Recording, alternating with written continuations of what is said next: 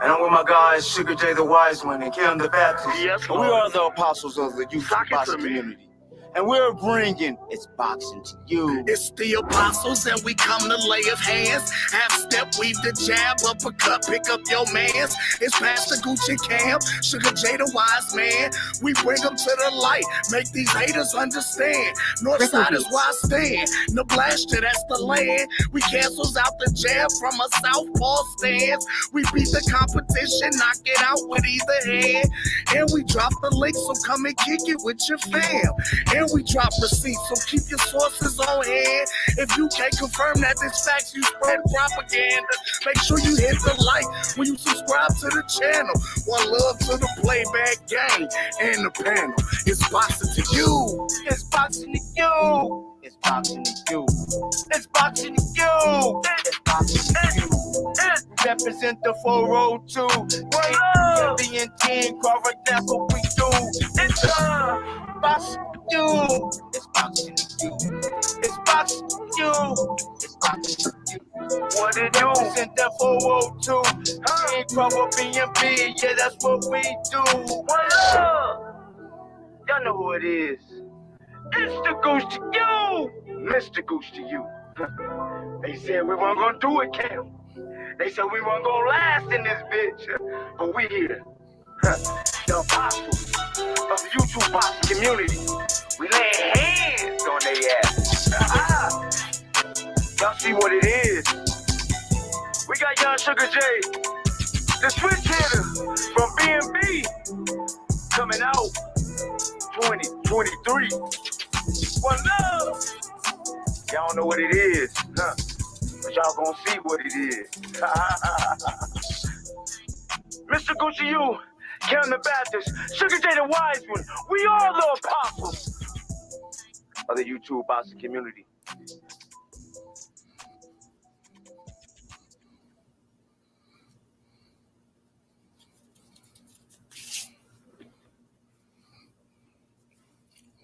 Yes, Lord, sock it to me. Good job, Gooch. Numbers. Go. You on mute, my nigga. You know you muted. Talk to the people, Gooch. Hold up. You Mr. Goose to you. And I got my co-host Kel the Baptist. Hopefully we get Sugar J to slide in. And we are the apostles of the YouTube boxing community, and we are bringing It's Boxing to You. One love. One love. Good. That's an inside joke between me and Kel. One love to the people, man. Thank y'all for coming through. Okay, we about to drop the link for you, Sugar J, my bad. Drop the link for Sugar, man. Yeah, man. What's you the got deal, it, bro? What's good, Coach? What's going on, Pastor? Hold on, I'm dropping the link real quick. Let me drop the link. Nobody else come in, please, for a second. I'm bringing my youngin in, Sugar J. One love. Should have sent it to him in the what you call it? Into the chat. Yeah, I could bump it. What we're talking about, let me pull that up to why we're talking. Where we at. Yeah, what we talking about today, Pastor?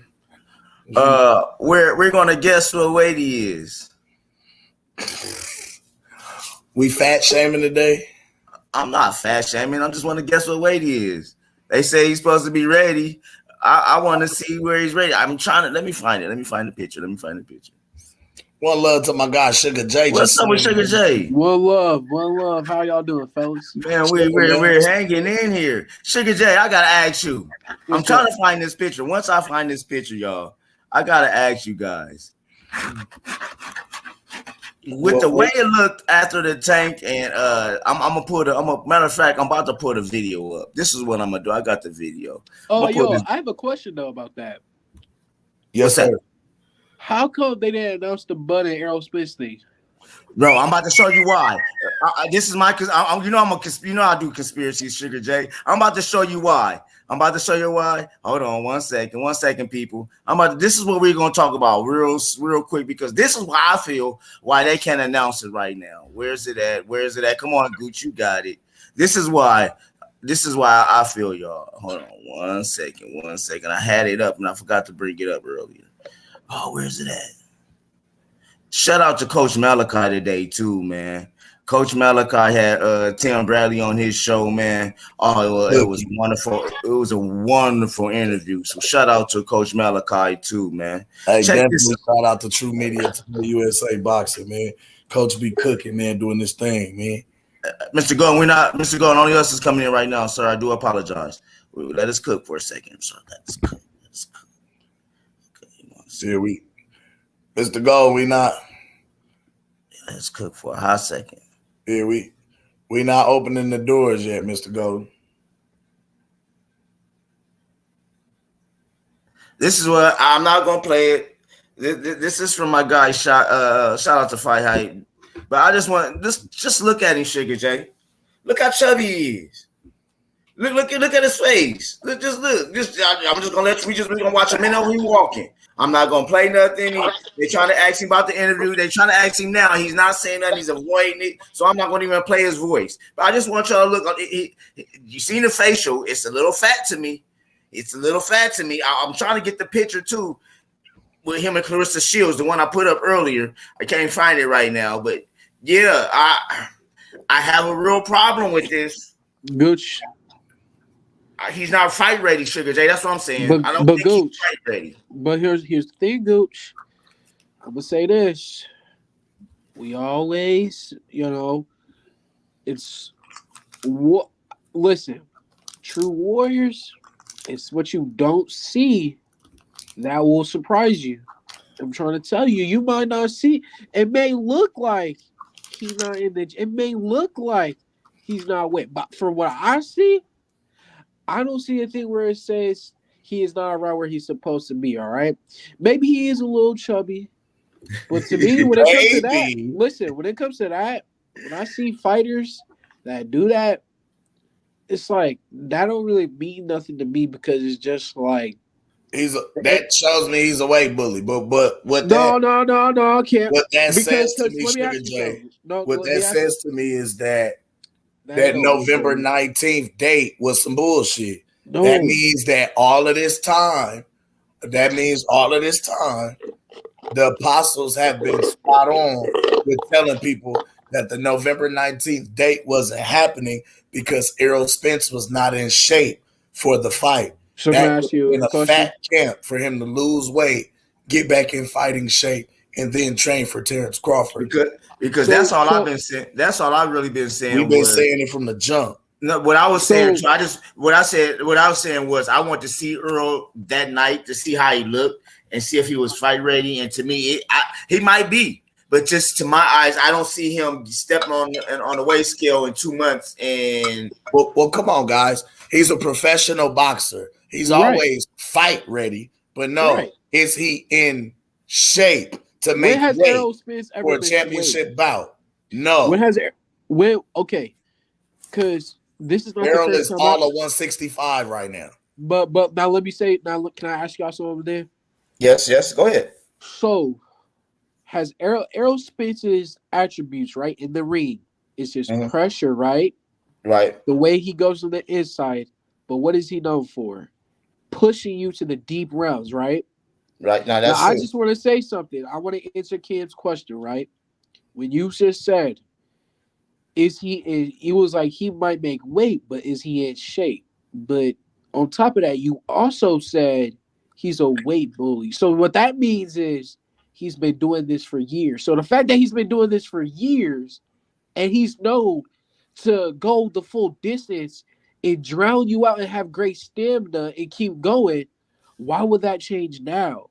And we know who he's fighting, but I'm just going off of, if we're going off of just facts, the previous years, if you say he's been a professional weight bully, why would that change? Why would that change? That's all I'm saying. Now, of course, that's going to be a problem because we all know who he's fighting, right? Fighting Bud Crawford. To me, Bud is going to knock him out. So he won't go the full 12 rounds, but I'm just saying, to him, we already expected this, right? We knew who Errol Spence was going to do this. This should not be a shocker. And like Goose said, we've been calling it. To From me, the jump. Errol Spence is a weight bully, and to all the aerosexuals out there, you can't prove me different, right?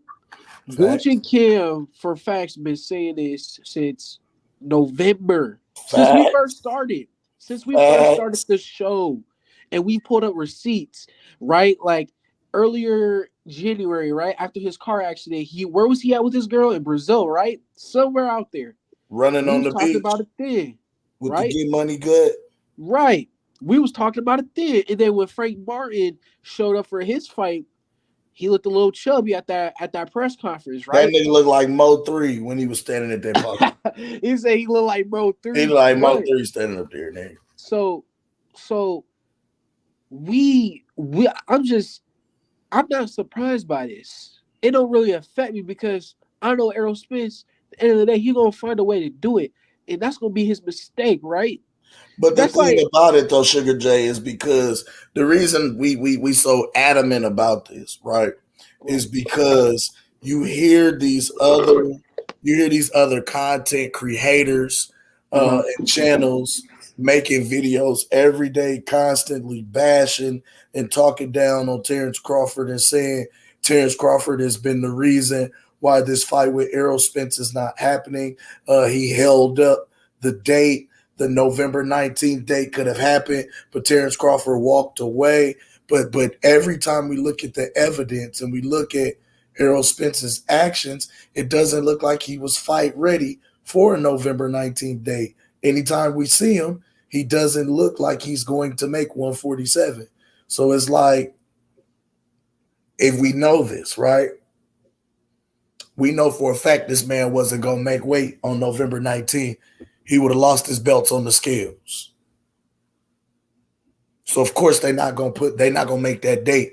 They're gonna push it back to 2023 so this man can lose weight and be able to make weight. However, he wasn't on schedule to do that. So we got the car accident on December 10th, same night as Terence Crawford's fight. Right.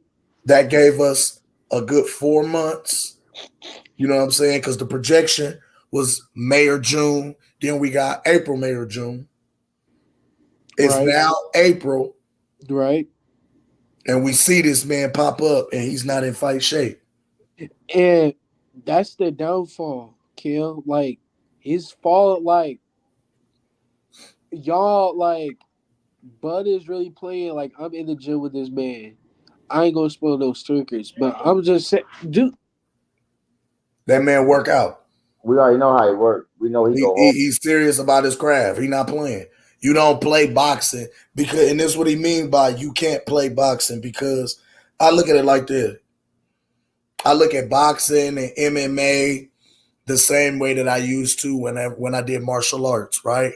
Because Right. mixed in taekwondo back in the hood. You Right. can't play combat sports. People Facts. are training in this because this is literal survival. You know what I'm saying? Like these are survival tactics, survival Fight for the skills. fittest. Yes, you could possibly lose your life, if you get hit wrong or you land wrong. You know what I mean? So you got to take this training seriously. Right. And I believe that with any type of combat sport or combat training. I feel like I agree with you, Kim. Like when I started boxing, I felt like I watched more combat, not just boxing, right? Mhm, Like mhm, you see MMA, you look at hell kickboxing and shit like mhm. that. You're like, Muay Thai. right, you just know like it's like and even now we got the MMA fighters at our gym, it's like it opens your mind. And to me, I've always grew up. I've always heard them say, "Basketball is the hardest sport. Football is the hardest sport." It's like, nah, dude, it's the combat sports. And you go in there, Red and Bowman, they was just talking to us today. You go in this ring and you play around and get touched on that jaw and lose your life. Bro, you can lose your life. Listen, a prime example. You know what I mean? Guys lose their careers every day in sparring, Sugar J.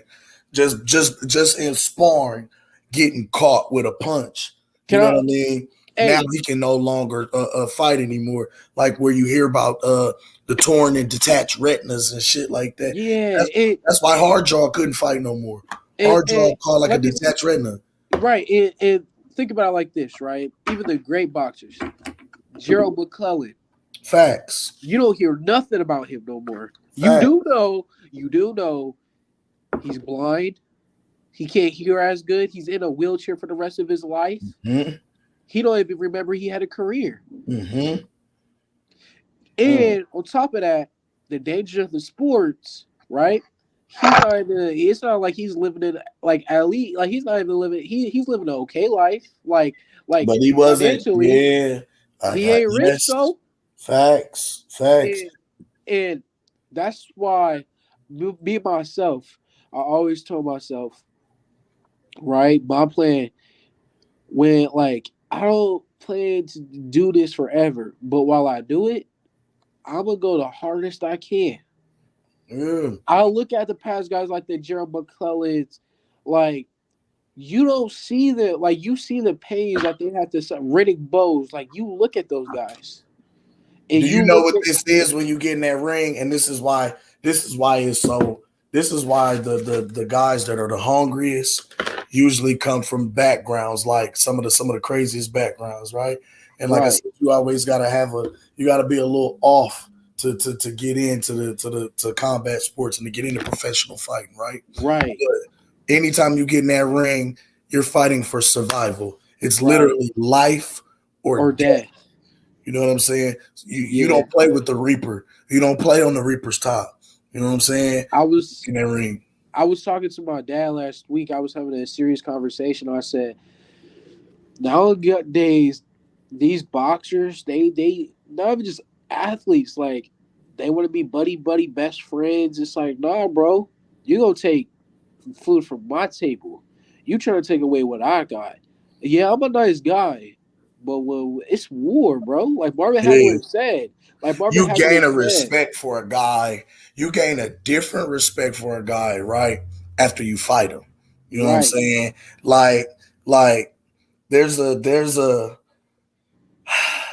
commonality.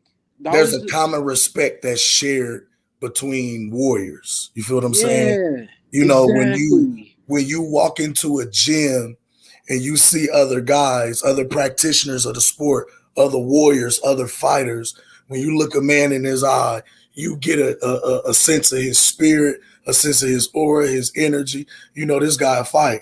You know what I mean? Right. You give him a different sense of respect. You feel what I'm saying? Yeah. And it's mutual. Now, when you sometimes when you have rivalries and you don't necessarily like a guy or they don't like how you move or operate, y'all get into it and y'all really want to fight. After you actually engage and go into battle with this brother and y'all slug it out, you leave that fight having a whole different respect for that person. You know what I'm saying? And that's how some guys become some of the greatest friends and some of the best of friends outside of the sport because they gain that respect. You gotta look at the guys like the Tommy Hearns and the Haglers. Even such a guy like Ryan Garcia, look at them now. Yeah, they was saying, prime example. Like after that fight, instantly, I had the utmost respect for Tank. Instantly, and you know what? Tank had the exact same. And I agree. And we could clown, right? And we could clown Garcia all we want, right? We can make fun of him. But Tank knows, and Ryan knows how special they both are. Mm-hmm. Only they can talk about that. We will never know as fans. We will never know. We can talk about whoever we want. We can disrespect them all we want. Well, those two fighters step in the ring, and it's between them. They putting their lives on the line. And see, that's how I look at it, man. Look, I'm putting my life on the line. I'm trying to feed my family. I'm trying to survive in here. I'm going home. Right. It's either me or if it's either me or you, or it's got to be you because I'm going home. You feel what I'm saying? Like that's a battle of survival. That's a battle of will, a battle of skill, you know what I mean? You putting it all on the line for that moment under them big bright lights. Like, you know what I mean? You gotta You think can play about. with that. You gotta think about like what you running, what you waking up at 4 a.m. for, studying film, running, all that just to lose, just to be scared. It was there was this older guy who came and talked to me, and this young, I don't know, Kim, do you remember that young Mexican guy that was talking to you Mhm. when you came? He was talking to me and him, and he was like, he said, if you want it, you gotta take it. You can't just Facts. want it. You gotta go take it. They not gonna give it to you. You gotta They go take not. it. You snatch that shit. That Yeah. and I was talking to the younger because some of the fighters they be some of the younger kids they be so unmotivated. I gathered everybody up. I was like, nah, bro. I was like, nah, we at the best gym in the world. In the world, we gotta act like it, not just for them, but for us. Take We gotta advantage of the opportunity. show. We gotta Yeah. show. You know what I'm saying? If this is what you want to do it. If this is not what you want to do, go somewhere else. Go to a daycare. Go somewhere else. There's That's only there's only a select few that can do these type of sports.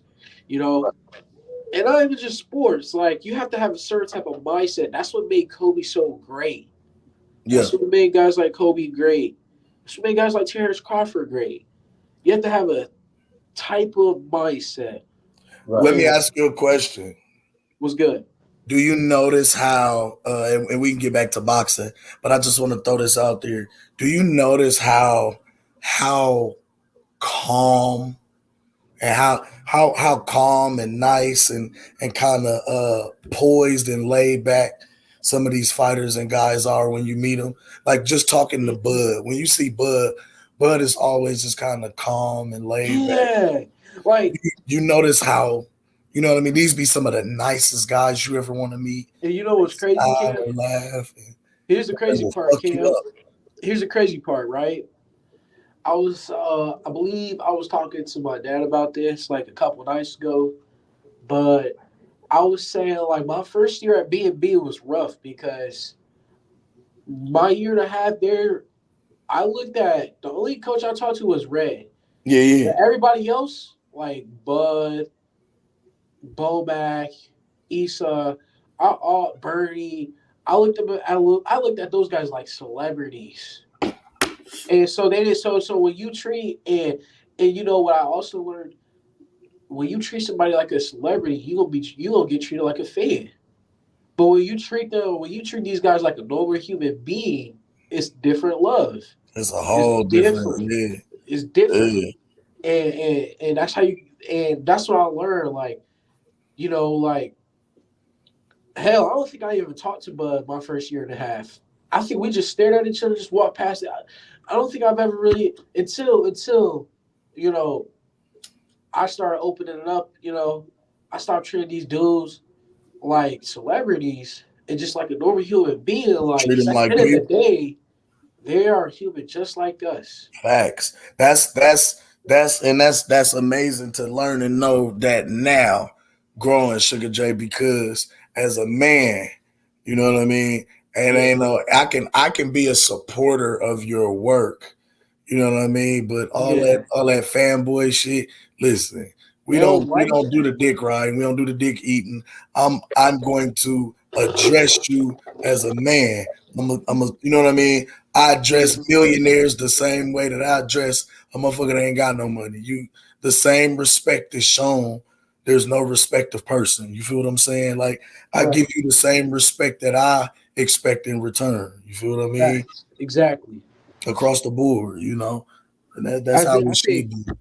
I think Goose. What was you about to say? Gooch over there asleep. Oh, I I thought I thought I heard him turn on his mic. I'm working. I'm networking while you talking. Shit. Oh, But anyway, so I want to get back to this yeah. What's going on? because Gooch, I want you to find that picture so we can put it up because this shit is crazy. How they cooked on this November 19th date, and I want y'all to see how big this brother actually is, and how big he was, like how big he was then, how big he still is now, and y'all tell me if November 19th really was gonna happen. Like, You said last year, right? mm-hmm. Oh, I think it was going to happen. I Like think the it November. was. I told niggas that he wasn't ready for the November 19th date I because he thought. wasn't in I shape. thought he was. I thought he was. I didn't think he was in bad shape. Now, I will No, he had to say. lose weight, then train. Now, See, this is the difference in damn what did Kobe call that? Like that's the difference in the gap in training, right? And I not to cut you off, Kobe but did say that. the time that should the time that Errol is using to lose weight and keep his stamina up so that he can contend in this fight, those are valuable hours that he could be putting toward This studying, training, technique, you know what I'm saying, watching film, learning shit about Bud.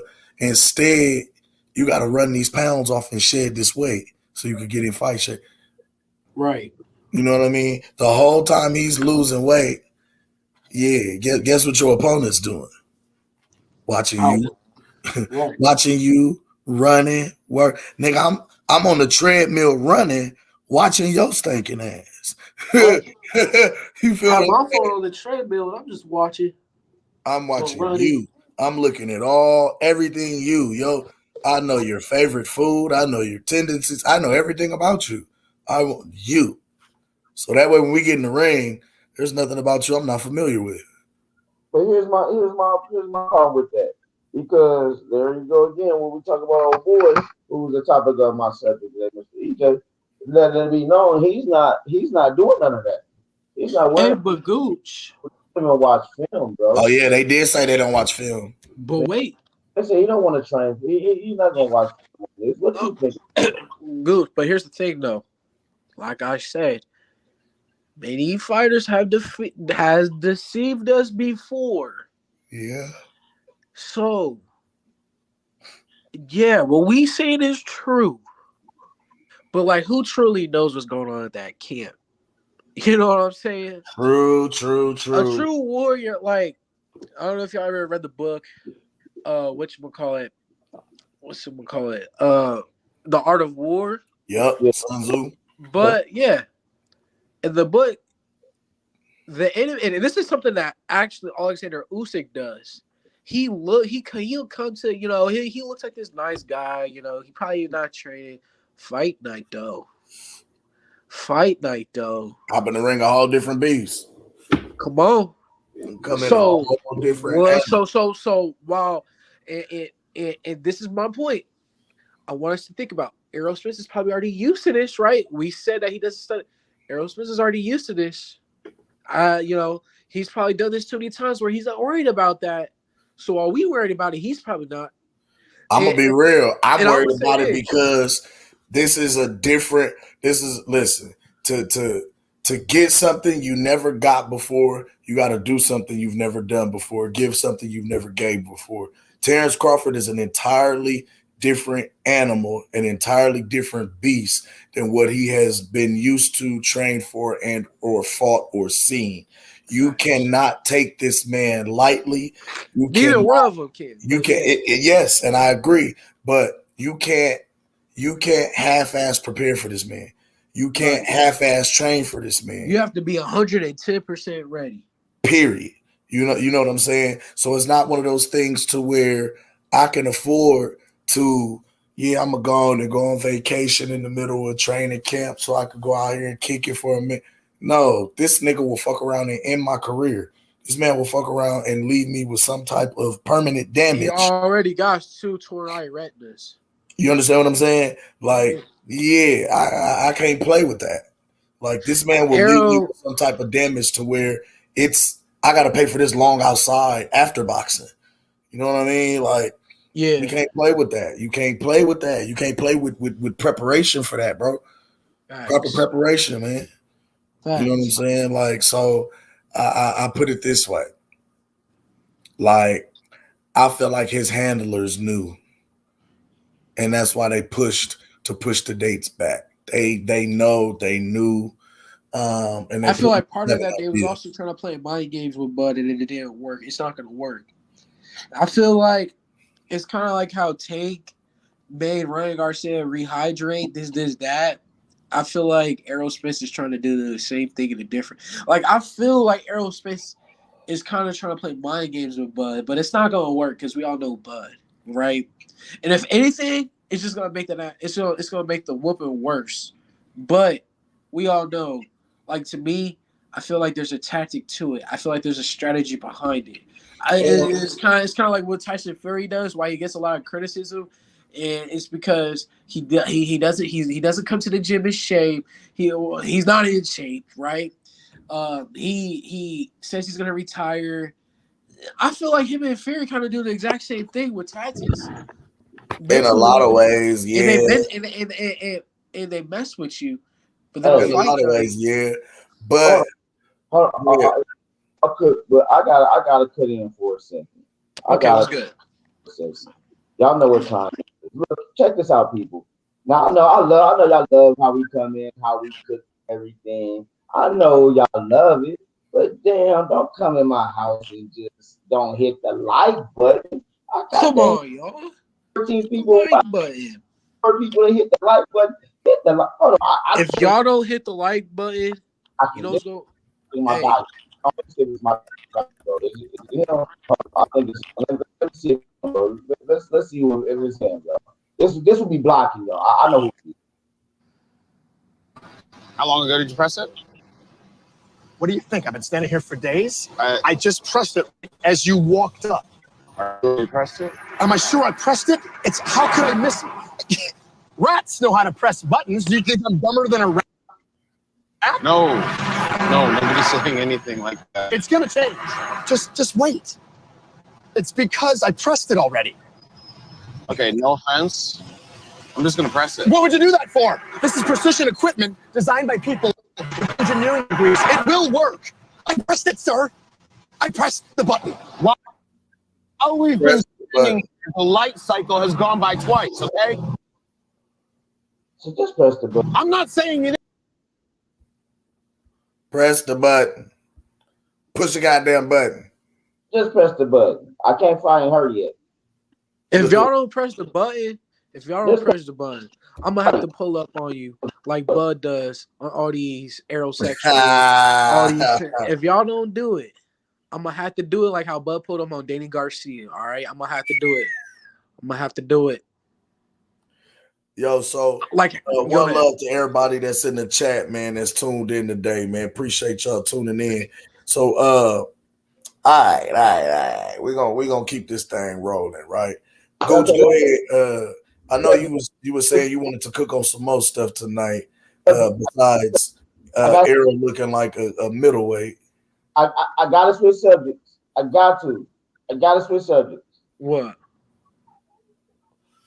They saying that I'm trying to pull up the numbers now. That the Tank and Ryan numbers hit over a million pay-per-view buys. Yeah, I wouldn't be surprised.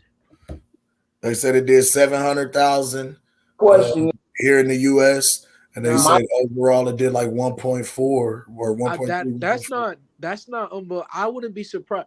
I will say this: I feel like the Tank and Ryan fight was probably the most important fight, like in the sense of status. Cross promotion. I'd probably say it's been the most important fight that we've seen since Floyd fought Manny. That might be crazy. Ooh. Now. In what aspect, Sugar J? Do you mean popularity? Hold on. All around. All around. You gotta think about it. Because wait. I can't go that far because wait. Hold on. For you, because Floyd was a multi-division champion, even though he didn't become undisputed. I'm talking Manny about was a multi-division champion.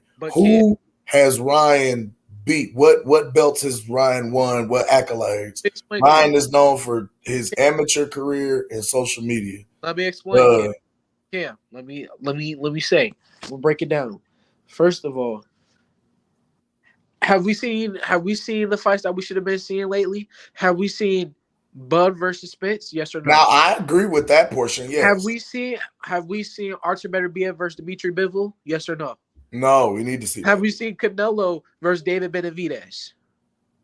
That's Or the coming. Charlos? In this time span, the last 10, however long have we seen Canelo fight the dudes that he was supposed to be fighting as the pound for pound champ? Well, hold on. As history states, Come on. some of these situations, these brothers actually had opportunities and they turned them down or sidestepped. Okay, well, I'm just saying the fight. I mean, a wasn't prime made, example, because I'll give you an example real quick. Oh, Jamal no, I forgot about Charlo Canelo and had Triple the G. opportunity to fight Canelo Alvarez. I did They forget about sent Canelo and Charlo a Triple G. contract and he turned it down. Okay, That's a duck. Andre Ward and Triple G was supposed to happen. Did that fight happen? Now, no, that was supposed to happen. I don't care what the reason was. I'm gonna break down why. Okay, look, we can discredit Ryan all we want, but the facts is facts. The facts was he's considered a top 135 pounder, right? He may not be the best, but he was considered. He was a considered top, right. a prospect contender, but too yeah, young, and they're too young, talented undefeated fighters, right? Kind of like a. But the word you missing is popular. I'm not done yet. I'm breaking out everything, right? I'm gonna get to that popularity, and you know what? I did forget. I take that back because Canelo Triple G was probably the biggest after Floyd and Manny. That was probably the biggest. All right, and then but anyways.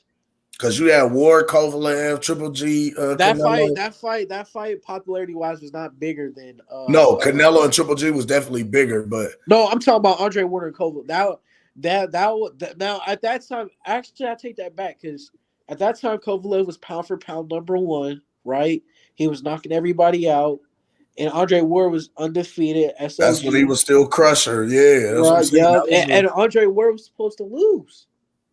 He was supposed to lose. A lot of people picked Andre Ward to get knocked out in that fight. They were both 30-0 going into that fight. Kovalev had 24 knockouts.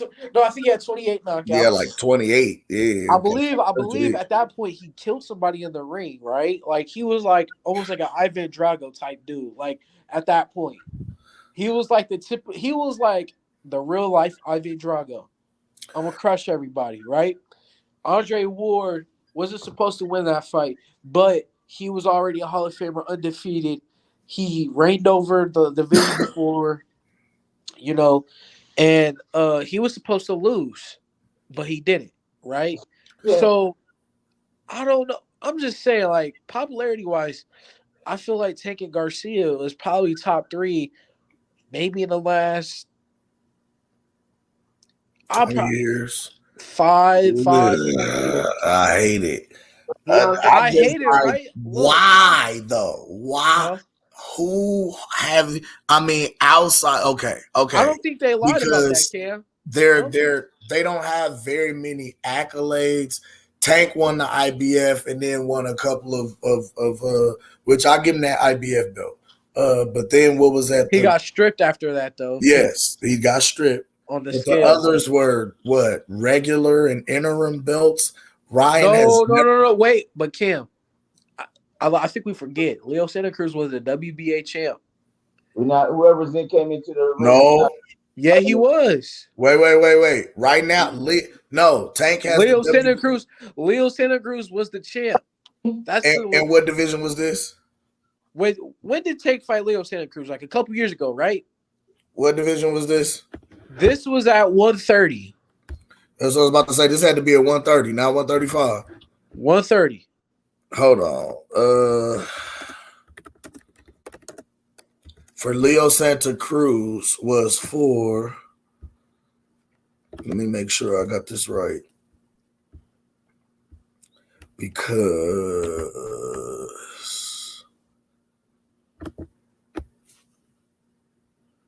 he was the. Yeah, that's what made him a 3-division world champion. That's why they pushing this 3-division world champion thing, because he won the IBF, got stripped, when he beat Leo at 130, he became the WBA super featherweight and world lightweight champion. Yup, because he did win both. Because the He was a problem. champion in 2 divisions. Yup. Yup. That's what. And So now he wait, has the interim belt at the 135. So they call him in the the 3 only division. titles that I think that Tank really isn't a champion is when he won and they tried to push that when he beat Mario Barrios, when they tried to say he was 140. Like I didn't. Josh Taylor was undisputed, right? That and this 135. Those titles are a little. They're not. They're interim belts. The other 3 divisions are real straps. I don't know why people keep saying. This is the third. Yeah, this is the third division that he has a belt in. He's a 3 division champion. But this is why they're counting at a 3rd division. I don't know why, but they're counting this 3rd division, this interim belt as a because he strap. won at 126, right? 126, 130, 135. Okay, so he's a 2 division champ. He's held belts at 126, 130, and now he's an interim belt at 130. Yeah, but I'm saying I don't count 135. So to me, he's a 2 division champ. Well, what they waiting on is because Devin Haney. Soon as Dev leaves the division, as soon as Dev bounces from out the division, he's gonna win that title. He instantly is elevated from regular champion to super champion by email without ever having to compete and fight anybody. So wait, you mean to tell? All right, so I'll say this, right? The lightweight division will actually be set up in a. They should do a tournament when Haney leaves, and this is how I got it right. You have. You know who I really think is underrated in that division? Like, yeah, Leo was the champ at 126. He's the world lightweight. He was the lightweight. And I believe he won the title when Tank left. I believe he won the title back. I believe he's the champ again. But all right, at 135, guess who's really who I really think is underrated? I think Jermaine Ortiz is really underrated, man. I like Jermaine Ortiz. I like say what we want. Jermaine Ortiz is a big name. He beat Jamel Herring, right? He you know, and I gotta put some respect on my dog Jamel Herring name, man. Bro, I don't like how they be doing Jamel, man. Hey, he did though. Facts is facts. He did. Jermaine beat him. And Lomachenko, he gave him a run for his money, bro. I'm sorry. He gave him people was saying Loma was gonna knock him out. He did give Loma a competitive fight. He could have won that fight. He gave Loma a competitive fight. He could have won that fight, Cam. I will say that. He gave Loma a competitive fight. But I thought honestly, but now, I would have been how are we calling Tank Davis the face of boxing with no titles? Like are we basing this strictly on because we can't he's one half of a 1.2, 1.3 million pay-per-view stream fight. But the way that his fan base is making it seem is like it was all him. He carried it by himself. And I can't say that that's true when just in January, he fought Hector Luis Garcia, and that pay-per-view only did like 61,000 buys. And we all know that Tank carried that fight. We know that he was the main name on that card. So I'm like, how does that make sense? Somebody make it make sense. What happened to Gooch? B Mac, one love to the Mac Mob, man. I see you in the chat. Tank has only been champion technically in one division, but they're pushing. I'm telling y'all, they've been calling that man a 3-division champion. Yeah, and if I'm being this is how Leonard is marketing and calling it. All right, Cam, we got to debate this topic. All right, I'm gonna tell you, I've been at B&B the last 2-3 days, right? Yes, sir. And we've been arguing over who's the best 135 pounder, right? And I get it, right? I get it. We all want to say Shakur, right? Shakur Stevenson. Let me ask you something. Is Shakur Stevenson a knockout puncher? Yes or no? No. No, right? He's Now, respectable. he's growing into his strength.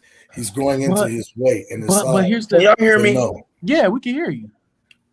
I just felt like I don't know what the hell was going on. Like I ain't gonna lie. At first, you was kind of like I couldn't really hear you, but now I can hear you You clearly. was choppy, gang. Yeah, you was okay, that's what it was. Okay. But yeah, so Goose, you back on, right? Yes, sir. Me and Ken, we was cooking. I was saying, I was listening. okay, so at the gym, shout out to my guy Reno, Trey, Eric, Red, all of them. We was arguing, we was debating. Do you think Devin Haney could beat Shakur in a 2-fight series, right? Ooh, shit. Do you think? Because I was arguing. I was like, honestly, okay. Honestly, yeah. Ooh, I would love to see that fight. That to me is a 50-50 fight. Devin Haney gets that's disrespected. That's honestly 50-50 fight. Devin you. is a big 135 pounder. But what I will say is this: Shakur can fight his ass off. There's literally footage of Shakur giving your Dennis Ugas the blues. I don't care about sparring because Tank's knocked out light heavyweights. Like this is what I'm saying. He's given a 147 pounder the blues in sparring. So when they talk about how big Devin is compared to Shakur, that does nothing for me because Devin doesn't pack a lot of pop in his punches. Whereas we just talked about how Shakur is not a knockout puncher, but Shakur just finished his last opponent, who was an undefeated up and coming prospect. So it's like, you know what I mean? But let me say this: who was he though? He beat Who was the dude he beat? Yoshida was the dude. Hold on, Yoshida got knocked out by Lomachenko, right? No, Yoshino was undefeated, bro. I mean, no. I was thinking about Yoshida beating Nakatani. His claim to fame, Nakatani knocked out Lomachenko. Tiafimo already beat Nakatani. Like, who was he? That's like me giving credit that Jose Ramirez beat Richard Kobe. Like, Richard Kobe is done, is finished goods. Like, okay, you see this? Yes, I'm about to read what CBS had to say real quick. Okay. Now, where is this from? This CBS Boxing? This CBS. Hold on, let me pull. Hold on. Let's Javante Davis, Ryan Garcia Fight. Pay-per-view numbers like exceed experts in Las Vegas. Hold on, gang. Let's make that. Let's change the layout of that so we can. There it is. Hold on. I'm gonna make it full screen. There you go. Yeah. Okay. So the lightweight super fights appearing unbeaten Javante Tank Davis and King Ryan Garcia last week produced the type of numbers worthy of consideration as a blockbuster hit. Hold on. Davis 7th-round knockout of Garcia, which was produced by Showtime, pay-per-view generated more than 1.2 million buys. The domestic. Huh? I said domestically. I said no. I was reading. Insider sources told CBS Sports on Wednesday. The numbers consider a test given both expectations and the current state of pay-per-view business across combat sports, which has been affected by rampant piracy, higher price points, and proliferations of competing entertainment streaming options. The 136-pound catchweight belt, which animated from T-Mobile Arena in Las Vegas, was unique in that it paired rising stars with separate fan base, both of which were young and expanded well beyond the sport hardcore fan base. The fight generated approximately 22.8 million in ticket sales. Wow. Which includes a pre-announced sellout crowd of 20,842 spectators. Okay. Lightgate is the 5th best in Nevada history, which includes all combat sports events held in the fight capital of Las Vegas.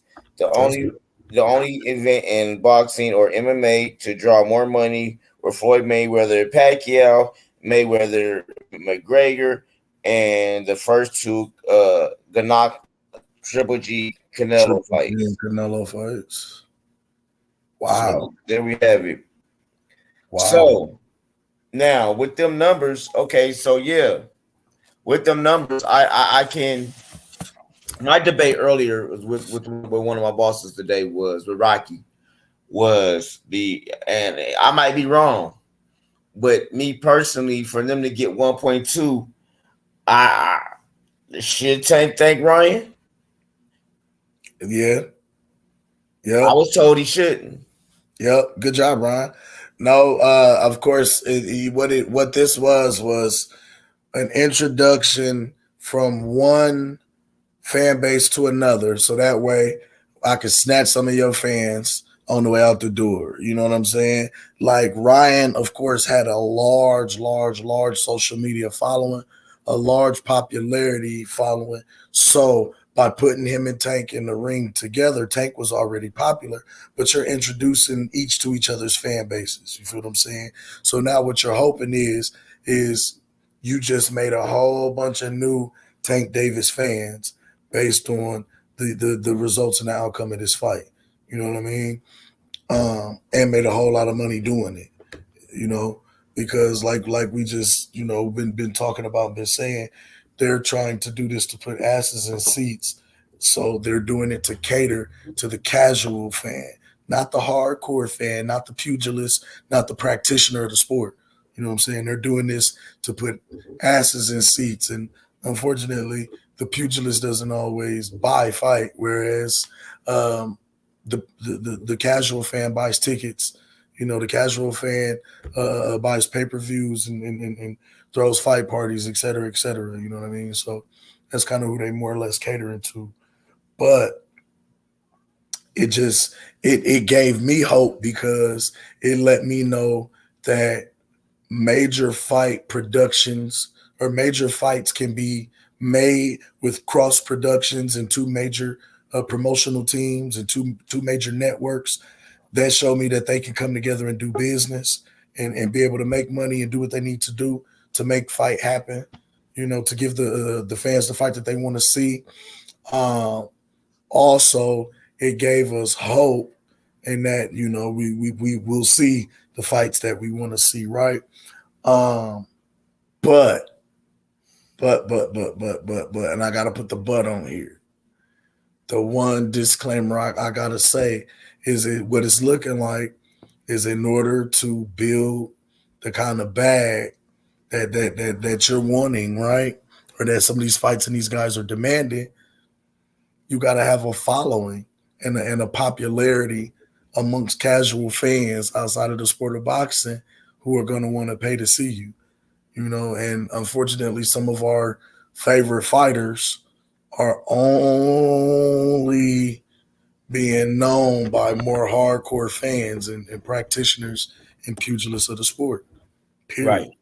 You know what I mean?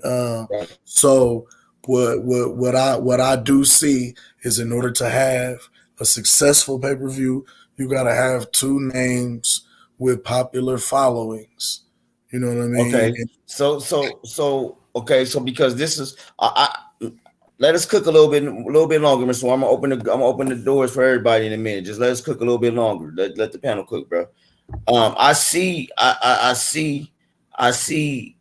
what you're saying.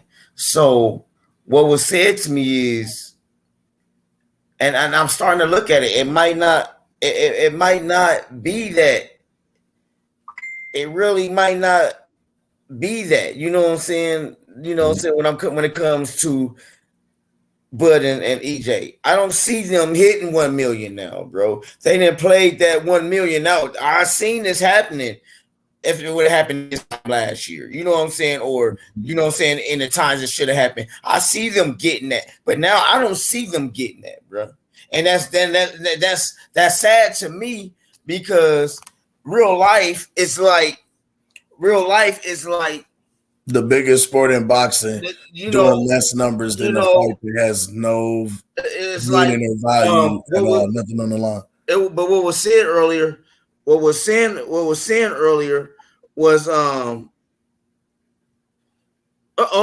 Okay, what was said earlier though, what was that they lost the momentum. Oh, this is a troll. I'm sorry.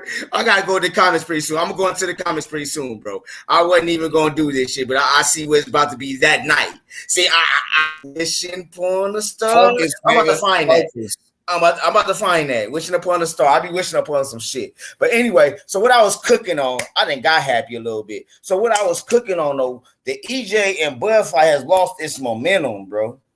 And with it losing its momentum, I don't see them getting these Tank numbers. So when I say, yeah, Tank with no belts, is the face of fucking boxing, bro. How in the fuck? But then, like I was telling old boy, I said, but then if you look at Ryan's, you know what I'm saying? But he's like, fuck Ryan following this, and that.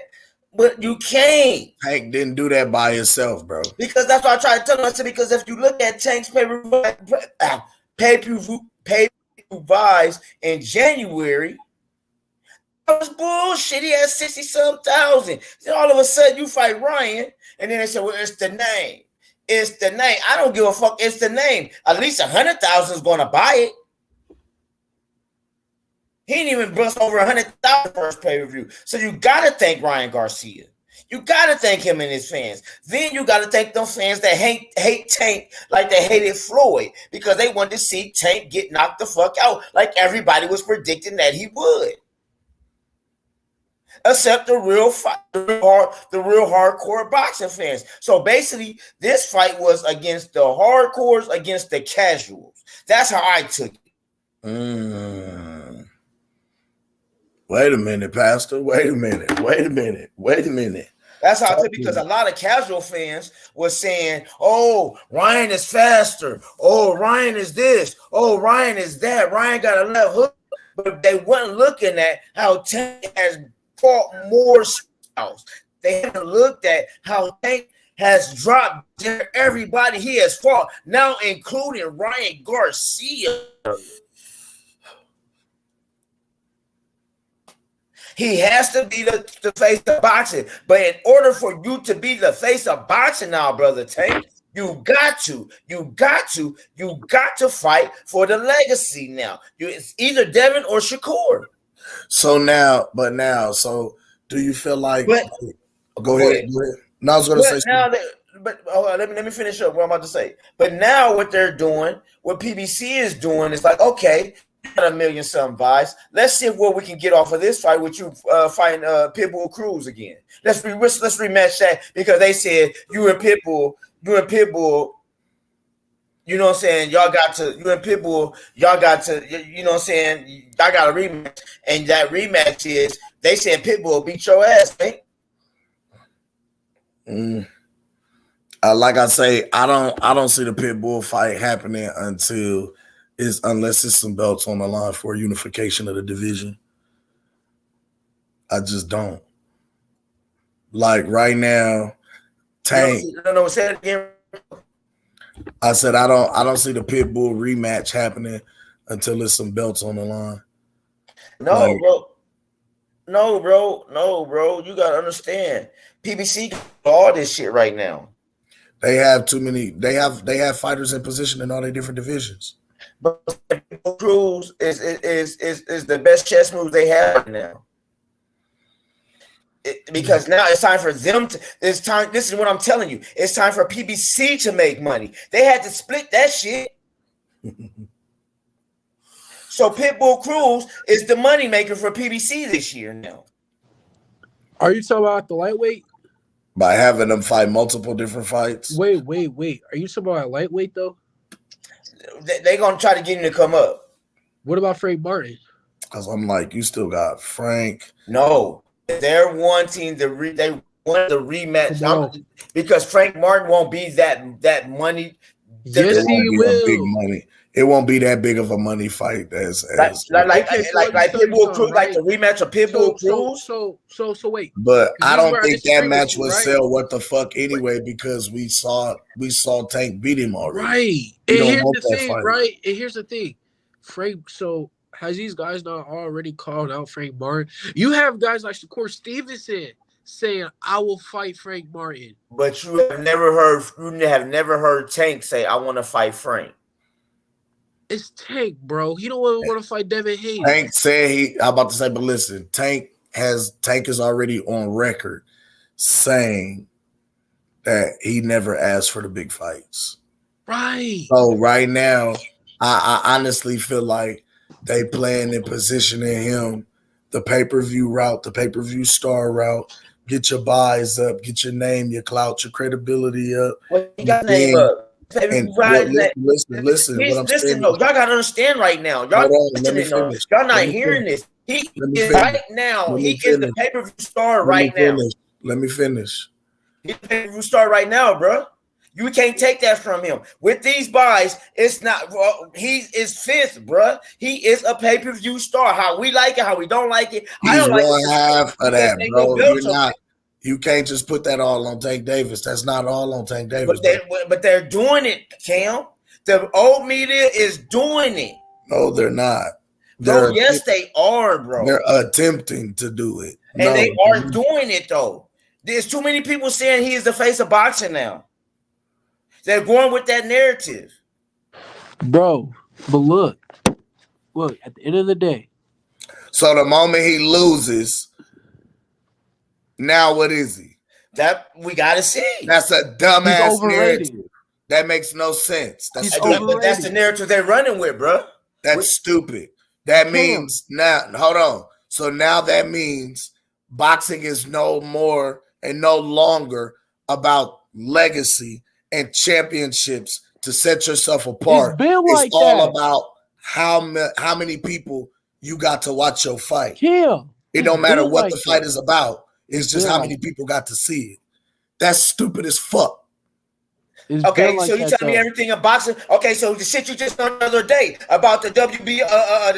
I can put two crackheads in the ring. No. And as long as you do 1 million views. The shit you got the other day with the WBA. Remember that shit about them and then with all the belts. Remember how stupid as fuck that sounded to us when we sat there and just found that shit out? But that shit was bogus too, because it's only 2 WBA belts, not 3.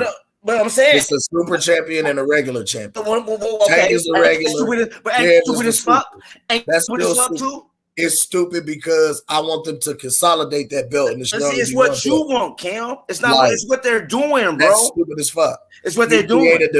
You create an interim belt to give to a guy as basically a pacifier to say he's a champion, but he's not officially a champion on record.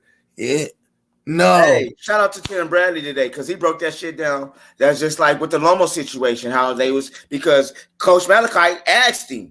Told him, I had a problem with y'all trying to push Lomo as pound for pound over Bud when y'all was saying he was undisputed when he wasn't. But then when he broke the shit down, I was like, I think I'm gonna play that later on when I open the panel. I'm gonna find it and play it later on. Try to find it exactly and listen to what Tim said. But he broke some shit down that made a lot of sense though. But check this out. You know what? I'm just looking at it like this, bro. And I'm agreeing with you to a certain extent, Kim. You gotta understand this. I am agreeing with you. He shouldn't be the face of boxing with no belts. But right now, with him having the number one pay-per-view buy in this era right now, bro, he got to be the face of boxing. Before it was Deontay Wilder, wasn't it? No. Who was it? Canelo. It's been Canelo. Canelo. My fault. I just thought about it. I'm thinking of PBC, the face of PBC. It's going to be Canelo. No, Canelo's hanging it up, sir. Until Canelo retires, the face of boxing is Canelo. Period. Hold on, sir. You know what? Just for that. You ready? Yeah, come on. You Slide. ready? Slide. Okay. Well, guess what, y'all? This is what y'all better not come in here and do. Y'all better not come in and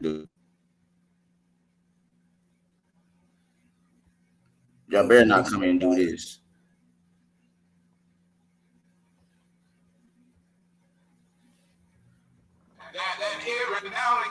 some of you women folk, you get hot. You get bothered. And every now and again you get hot and bothered. But what I want you to do when you get that hot and heat. I went too far. I got the wrong one, Kim. I want you to. Huh? Don't ask no questions. Good to see you too, Miss Williams. I'm going up a little bit. This nigga wild. Who slid in?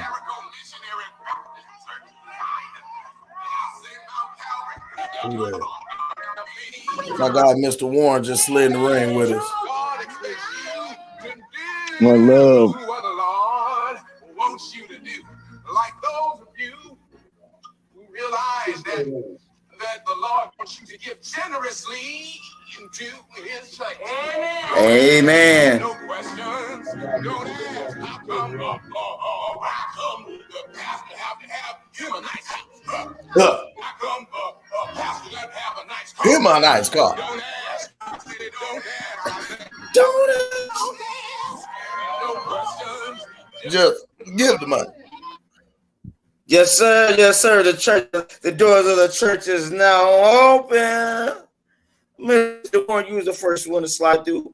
What's good, Mr. Warren? What's good, man? Sorry, right, but we was cooking. All right, we Oh, no problem, no problem. One love, Apostle. We're gonna let you on the grill now. What you gotta say, Mr. Warren?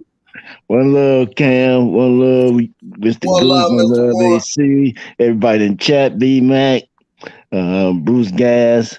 Listen, guys. Boxing as we know it is officially changed. They marking this guy as being the next cash cow after Canelo. So he gonna be able to pick and choose who he fights. That part. Now cash cow, yeah, okay, all right.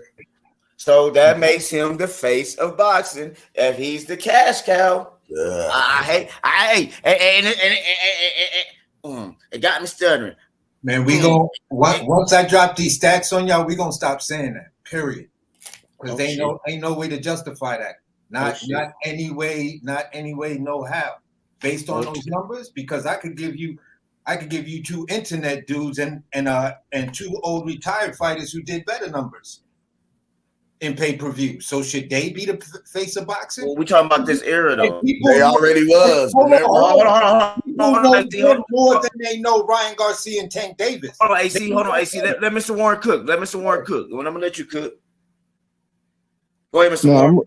I'm pass and let AC get in what he want to say. I mean, that's what they're going with, and that's I'm gonna let you know. It's all at the bottom line is about money first. So I agree. Boxing is second. So we can say whatever we want to say, however we want to feel about it. It is what it is, and I guarantee you, we'll know. I guarantee you, once he fights again, we'll know how they moving. I just feel like, man. But he ain't finna fight Shakur. I know he ain't finna fight Shakur. So if he don't fight Shakur Dev, who he gonna fight? He gonna fight Ortiz. Whoever he wants to fight. They gonna fight Ortiz. That's the first name they brought up, Ortiz. Oh, Jermaine Ortiz? Or whoever Ortiz, whatever rematch Ortiz he had. Oh, you talking about Pitbull Cruz? No, I mean Ortiz, yeah. Or no. They mentioned Victor Ortiz. So who knows what the fuck that is? I think they gonna try to make Dude Tank like he's a real franchise. This man going to 147, he getting his ass kicked. No, they just haven't. No. They said Pitbull too. They having them fight fringe fighters from each division and at catch weights, and they just using the name to push pay-per-view stardom.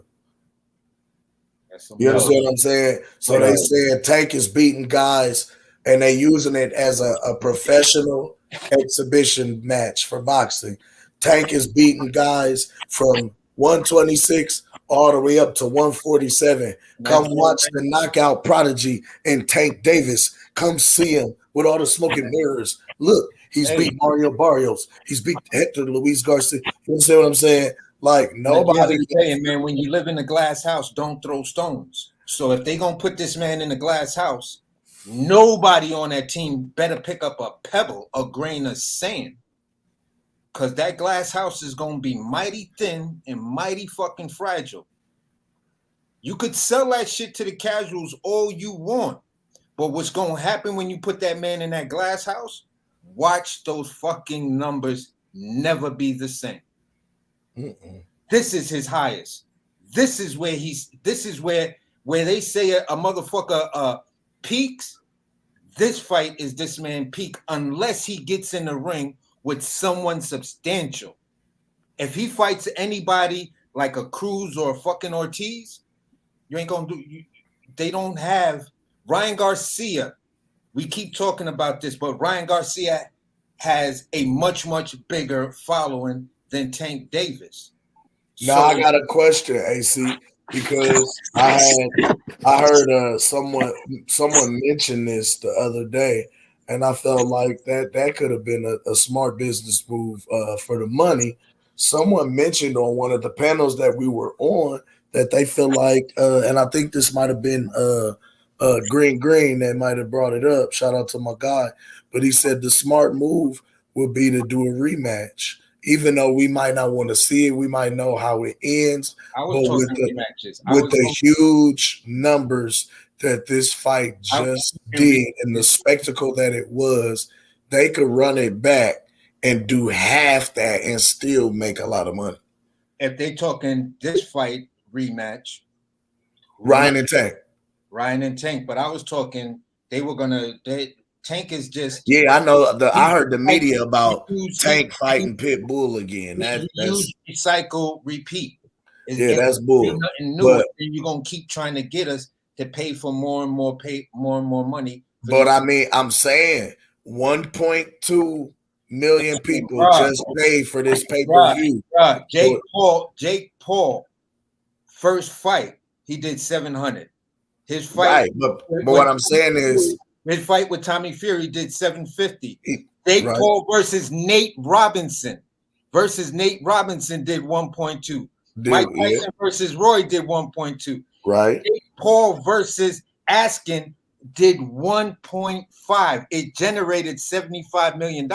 Y'all talking about this fight generated $22 million.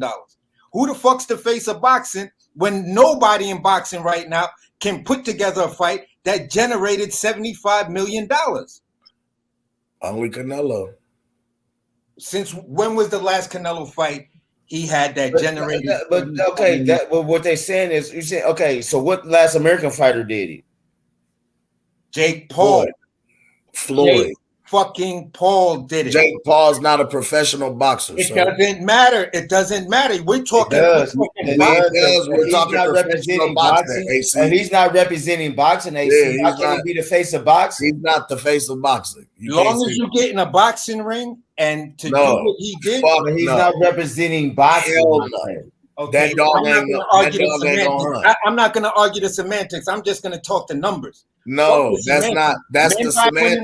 The semantics is a part of the numbers. You can't do that.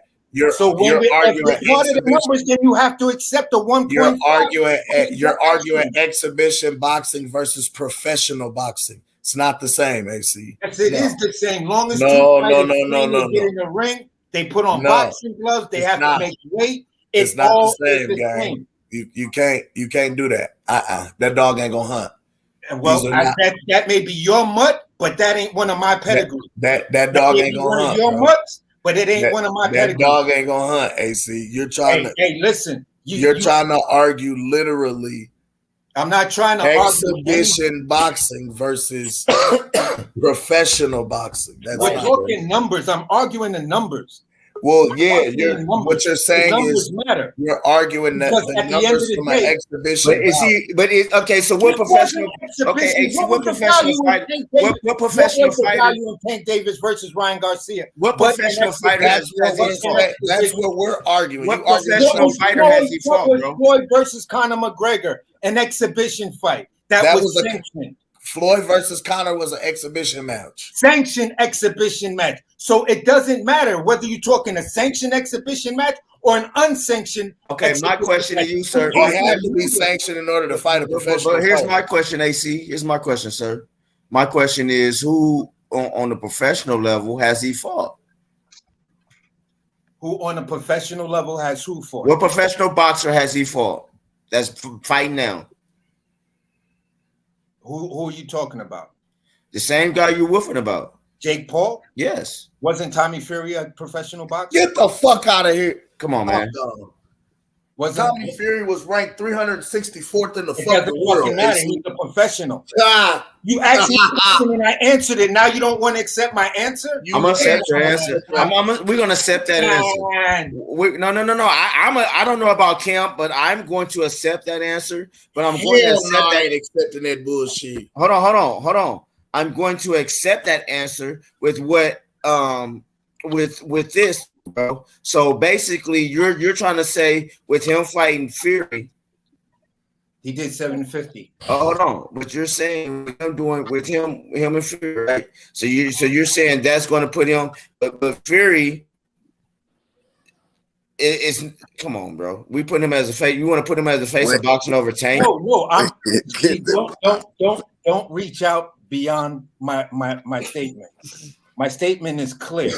If we're gonna say Tank Davis is the face of boxing based on pay-per-view numbers, based on this so-called 1.2 million in sales, which I don't believe. Don't be a hater, bro. Don't be a hater. Bro, be quiet and let me finish. Be quiet and let me finish you with the H, because the H means you're hating. I love you. You know I love you, bro. I've been on pounds with you a lot. Nah, I love you, nigga. Don't play me. All I'm saying is this. When we talk in numbers, and if we talk in numbers to say this justified this person as X, Y, and Z, and that's the basis of what you guys were doing. You were basing it on numbers. So I just brought up the fact that regardless of if it's a sanctioned exhibition fight or a non-sanctioned exhibition fight, you have other people who stepped in a squared circle who have done much, much better numbers. So Mike Tyson could come in here right now and do the same thing, and then him and Roy did $1 million, and they come on, they did one. Hey, Cam. Let's keep it rolling, man. Cam, I need you to lay his hands. We go on my bro AC right now. I'm just not I'm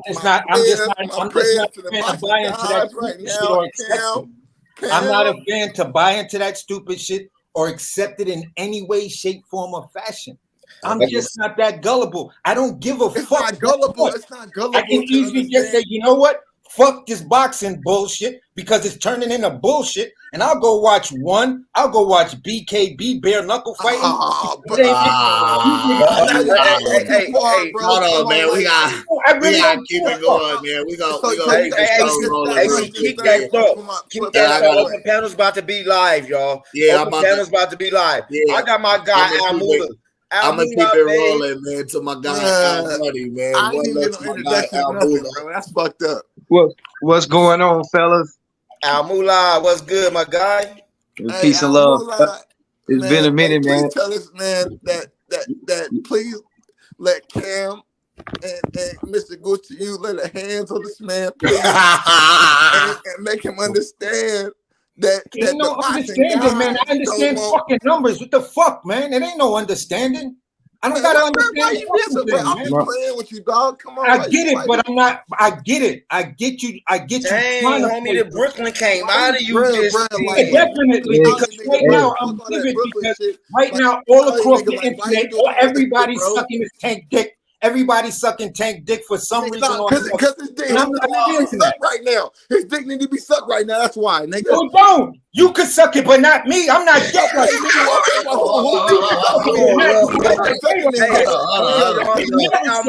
Like, nigga, you a hater right now. You sound like a hater right now, bro. You always rock with We gotta, you, first of all, hold on. right First now, of all, bro. fellas, we're gonna keep it respectful, first and foremost, man. Let's have some panel etiquette.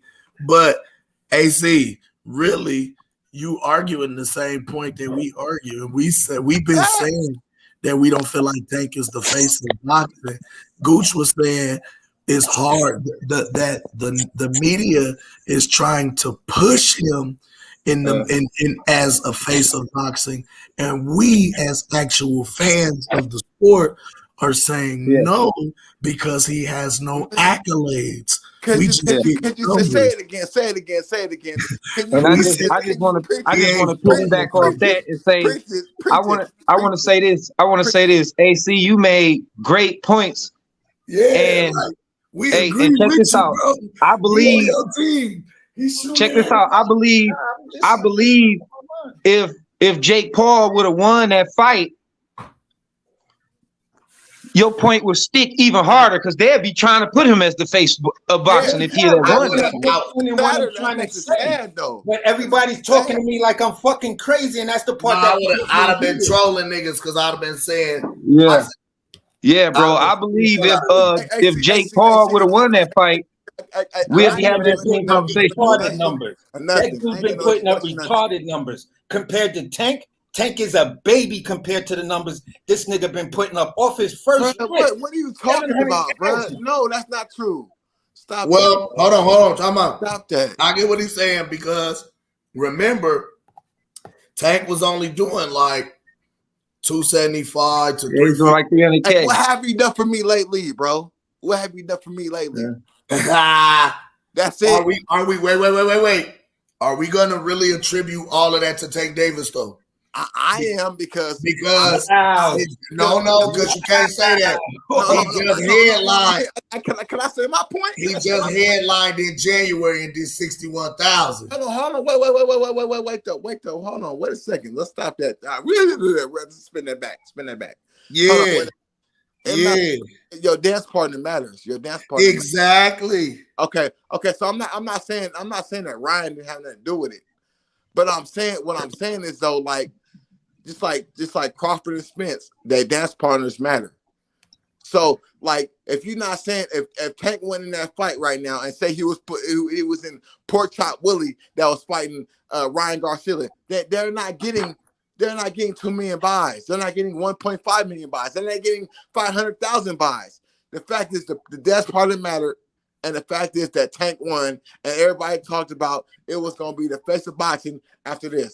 So give Tank his props. He beat that nigga up. He beat him badly. Wait. You weight drain a nigga. You put all kind of shit on him, and then you bro, like that's some you don't forget about all that. Hey, bro, okay. So if they were fighting if they're fighting for undisputed right now, right? They would have them same stipulations on them. No. Time out. Hold on. Wait. Hold on. I got something to say to that. Hold on. I got something to say to that real quick too, because we gotta let Al Money finish. I'm not gonna do that. Y'all go ahead, bro. Y'all go ahead. Y'all good. You good? This is what I'm saying to that. Nigga talk over me, bro. No, this is do it, bro. This is what I'm finna say. Bro, I'm not finna do it, bro. I'm a man like you're a man. Bro, like we both have points to give out, bro. I'm a man like you're a man, bro. Let's speak. Right. Okay. So listen, the IBF has the same exact stipulation points that Tank put on Ryan.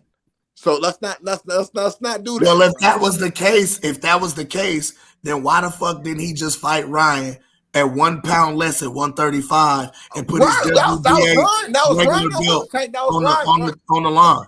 No, Tank won that all the way around, but Ryan didn't want to do it. So let's talk about that. No, that's what I'm saying. If that was the case, why didn't he just fight him at 135? That was Ryan. That wasn't Tank. That was Ryan, bro. That was Ryan.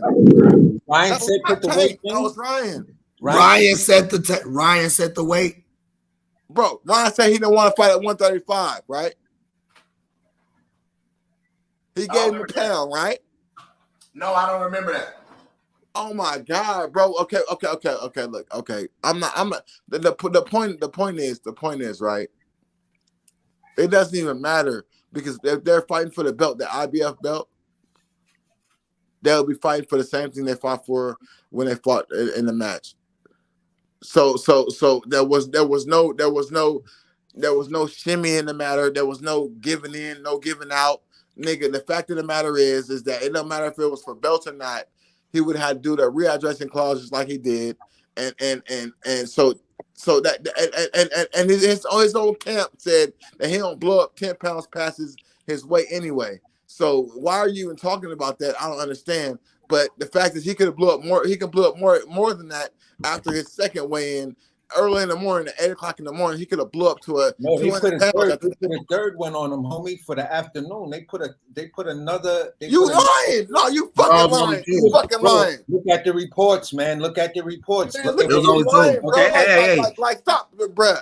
Bruh, stop the cap, bro. Hold on, time. Let Goose.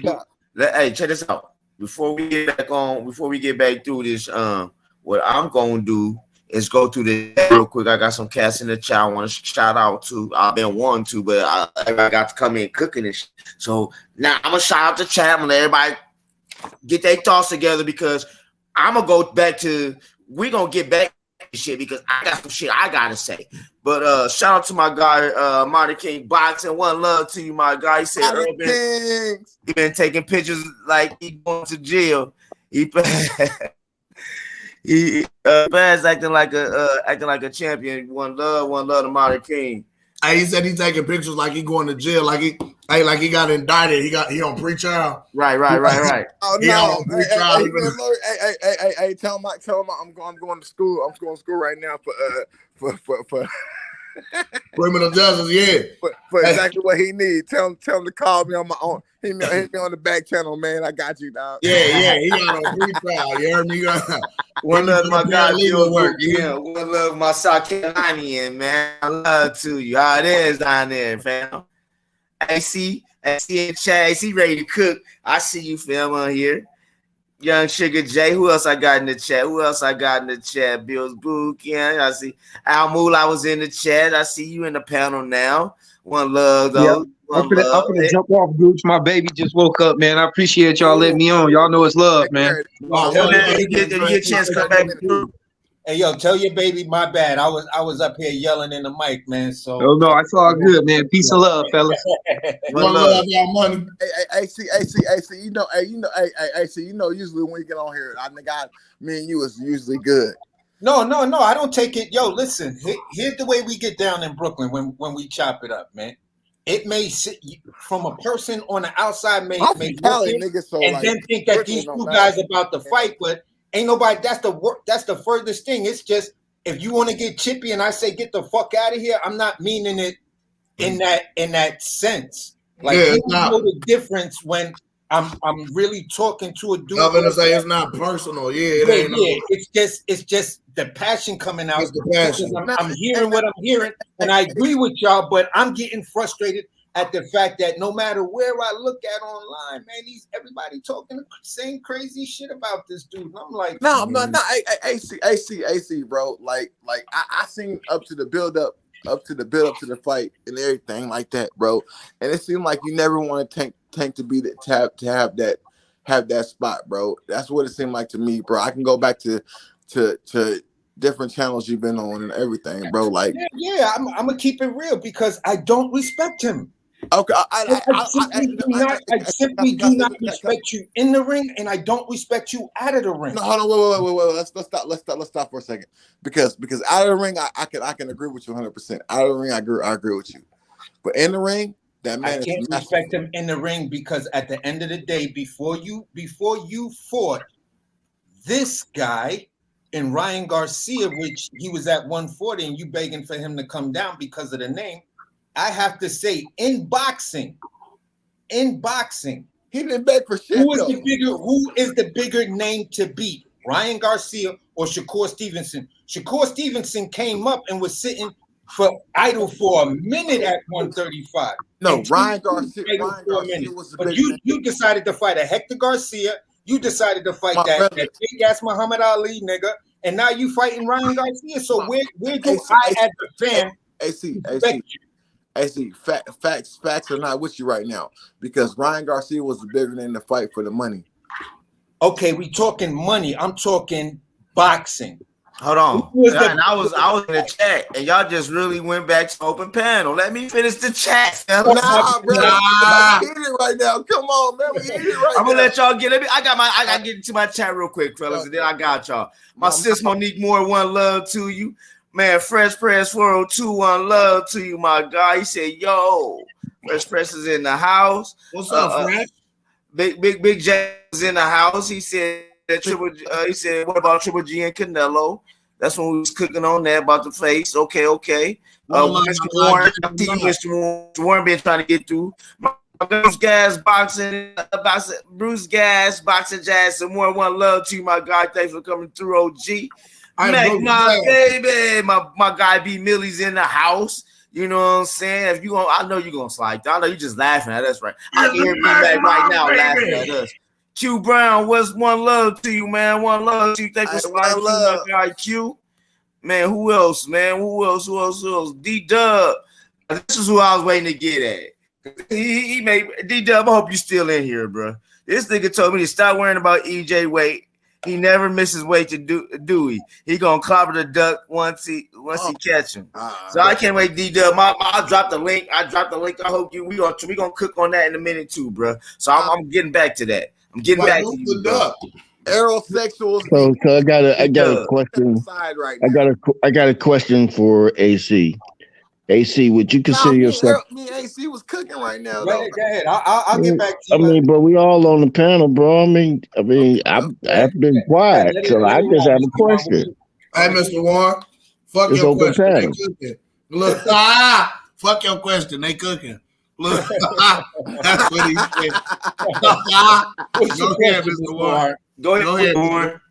AC and what's the other guy's name? Yeah, I see an H, but I'm not sure.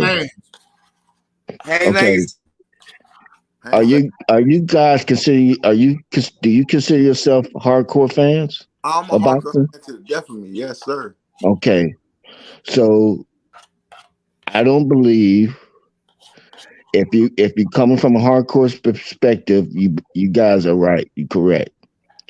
But if you're dealing with casual fans and social media fans, they see things a lot different. They don't even view it the way we do it.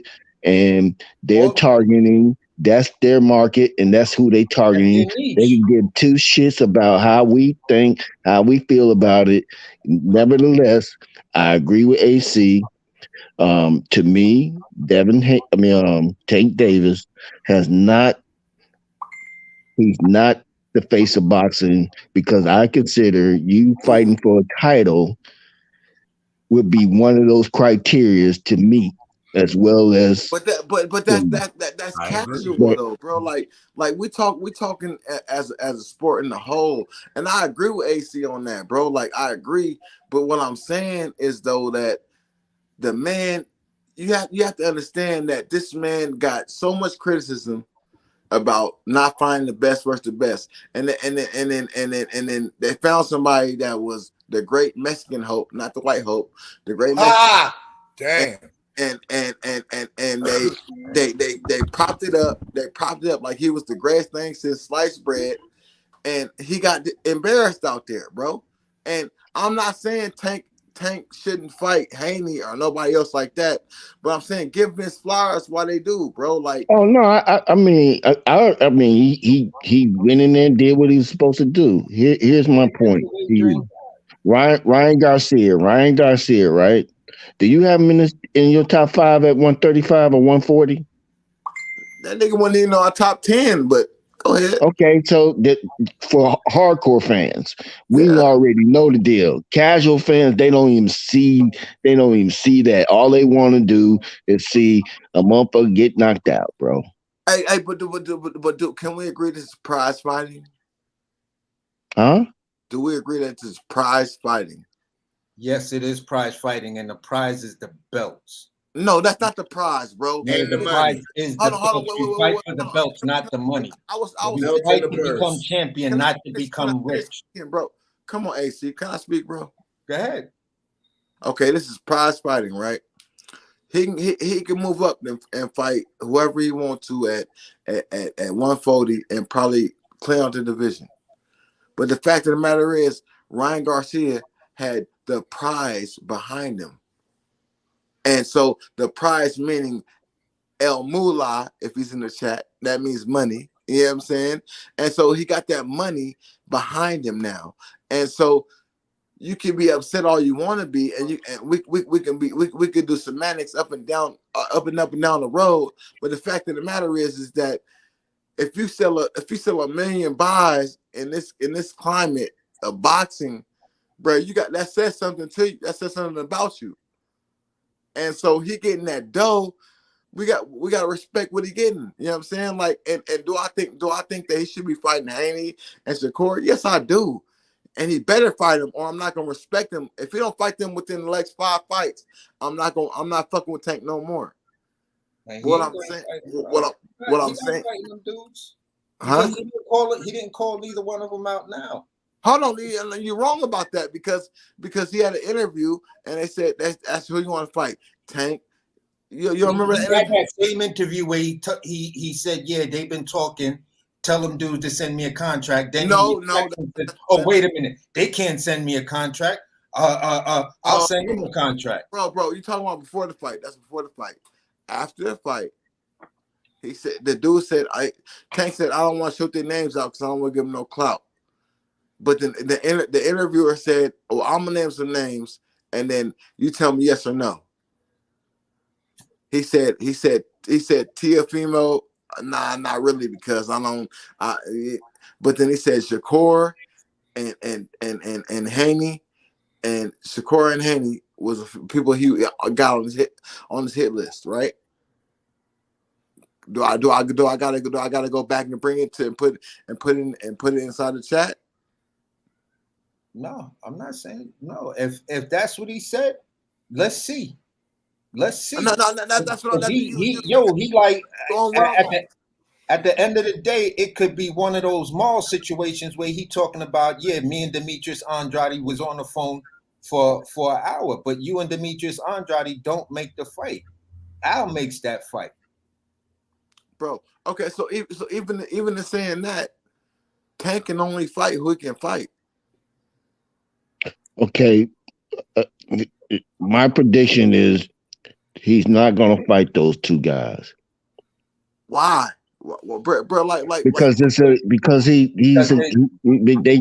they all about making money. That's all they want to do, make money. They don't care about the belts. He already said in this camp has already said and put that narrative out there. They do not care about belts. All they want to do is make money. And so whatever the biggest fights that makes money, don't matter whether it's about the belts or not, that's the move they're gonna make. Okay. I just pulled up I just pulled up a something I saw earlier because I had bookmarked this. I'm not gonna say the guy's name or the people's name that on their channel, but here's the newest narrative for Tank. Tio, why fighters are ducking Tank? Why fighters are ducking Tank? Bruh. Bruh, I'm wrong with this. This is why I don't give this guy respect, because these weird ass narratives just come out of nowhere to try to prop this dude up, and you live in his house. AC. From what we seen from this man, bro. Like, for us to not give him his props, and for us to not give him his flowers, bro. Like, it's sad. I give him his flowers on his first championship win. When he first came into boxing, I gave Tank all the flowers in the world. Then after those funny ass moves he was doing where he's ducking, he don't want to fight Tev. So, no, was Garcia funny? He don't want to fight this guy. You just came into the game and now you too big to fight a Ted Farmer or Vasily Lomachenko. You bigger than them dudes and you just came in. Get the fuck out of here. I'm not buying that. AC, what I'm asking you, was he too big to fight Garcia? Was he too big to fight Ryan Garcia? Yeah. In my opinion, it's two ways to look at it because you have to put it in context. Yeah, okay. I agree with you. So in one way, he's too big to fight a Ryan Garcia when you look at the giant bubble of hype behind this dude. The giant bubble of hype behind this dude is that which can be put in the middle of a solar system. You feel what I'm saying? Or a galaxy. You are the giant, massive black hole in the middle of a galaxy. That's the type of hype that they put around Tank. Now, when you look at it from a real perspective as a boxing fan, was he too big to fight Ryan Garcia? No, they're both pretty much on the same plane. He has a slight edge. He has a slight edge in the A side. Ryan Garcia, I'm not going to give Ryan Garcia that much credit. Hear me out. He has the slight edge with being a former champion, although that was 6 years ago. Fighting for a belt, although that was 6 years ago. He does have more fight experience. So when it comes down to it, when you look at it from a pure boxing perspective, you kind of don't belong fighting a Ryan Garcia in any way, shape, form, or fashion. Bro, AC, I'll let you speak, right? Go ahead. So why wouldn't he not take this bag? Why wouldn't he do that? Because at the end of the day, this is just me, and this is something I teach my kids. Your personal value, your self-esteem, the way you view yourself is 50 times more important than any amount of money that someone can put in front of you. Because that means you can be bought out. There is a price that you can be bought out. And that includes your self-esteem. And come on, bro. Okay, AC, hold on. Let me ask something. AC, I feel you in raising your kids, and I do the same thing with mine, bro. And I respect you 100% for that. But if you in your profession, man, I've turned down opening a restaurant. Can I finish speaking? But go ahead. But go ahead. And I'll tell you what happened. If you're in your profession, right? And you have the opportunity to fight a champion or fight somebody for 3 times as much, I'm gonna go. They're called prize fighters for a reason, bro. Like they're gonna get that bag because they're getting hit in the head every day. You never know when their last fight is, bro. Like he can get hit in the head by Shakur Stevenson on his next fight and never fight again. Generational wealth is what we have to obtain, bro. Like we keep talking bad about this brother. Like he ain't accomplished nothing, bro. Like he's selling millions of views, and not from him, but from everybody clouding up around him. Like he could have went to a Haney fight and probably got 1/3 of the numbers. 1/3 of the numbers. But you're talking about legacy. But he would have got maybe $3 million for fighting Haney, and got $25 million for fighting somebody from TikTok. I mean, come on, bro. You gotta make this shit make sense. You have to. So wait a minute. I'm not. Wait a minute. Let's just call this. Man, Ryan is not on the level of Tank Davis. It never was. He's not. Now, the fight was the perfect fight to make for a cash grab. You got to understand, Ryan asked for this fight. Ryan wanted this fight. Ryan signed and did everything that he wanted because he knew it was a good cash grab. They knew this going in it. it was all about cash grab. So it's a money grab. This is called what it is. They had a big fight. The big fight paid off. Everybody got paid. Everybody got to eat. It's what it is, and they want, and whatever media outlet or content creator wants to call it, him being the face of boxing. That's them. That's what they're gonna push so that they can continue to make money. It's a pimp game, bro. No, He hold on. Wait, wait, wait, and wait, wait. they Hey, running that narrative. We as a hardcore boxing fan, he's not the face of boxing for me as a hardcore boxing fan because I look at different criterias based on the casuals. Again, they're not looking at me. They don't care about what I think or what I want to have happen. but hey, the Let me thing bring is, up the this point casuals real are quick. the ones. The casuals are the ones that gonna that's gonna put you over the edge to make you a superstar or I not. get it. I'm not. Hey, if that's the move they making, that's the move they making. I'm just saying for me, Because what would to me, solidify him to be the face Crawford. of boxing? What would be to me would be. I mean, shit. Canelo do it. Canelo picks and choose who he wants.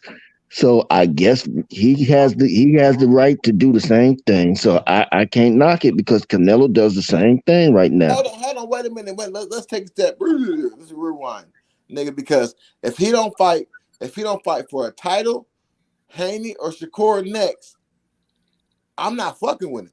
Like, nah, bruh. Hell no, Well, it's bruh. not happening though. Hold on, but It's not going to let happen. me bring in this No, example to show no. homie. Let me show homie how real my shit is when I say what I say to my kids because my kids could bear witness to this. I was fucking with Keisha and Tony. That's Clark Kent and his wife Keisha, right? We had a spot over here on Livingston Street, which is now called the Jolly Hotel. That hotel we were all pooling together our resources to buy. I was coming in with a bunch of free equipment because I knew all these European restaurant companies, from Athena to Jasper to whatever. I can spell this out and you can write it down and Google it, right? I know your history, boss. Go ahead. Now understand what I'm saying. Yes. We were building this space out, right? The thing that fucked it all up was for my restaurant Muse, which was going to take up at least 3 floors, right? Between the lounge area and the actual dining area and the kitchen. Jay-Z wanted to put it as a bro, I'm sorry. His thing, and it just wasn't happening like that. I was like, bro, you can't slap your name over Muse because then it doesn't make sense. So he was like, yeah, but I'm bringing this. I'm gonna be the name that's gonna this and that. And I was like, yo, Sean, no disrespect, bro, but you fucking wildin'. You can't control my shit. If that's the case, fuck this whole thing. I don't give a motherfucker. And I got up and I walked out because you're not going to slap your name over my motherfucking hard work like all of these fucking celebrities tend to do with people. Fuck you. Eat a dick, faggot. Yeah, period. I agree. So at the end of the day. Whoa, let's keep the yeah. You're trying to get monetized, dog. Bro, I'm trying to get really monetized. I'm saying is at the end of the day, I believe it and I adhere to it. And there is no way I'm going to change that because then I change who I am. So if I'm telling my not everybody's you, AC. You got to understand that we don't live in the perfect world, and I get where you come from. I believe I follow the same code, bro. I get it.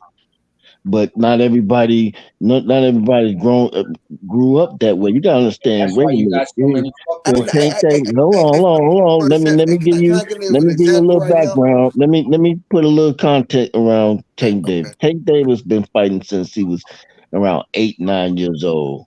Come from the gutter, He's been around people who's been coaching him or been grooming him to think the way he thinks, not to think the way you think.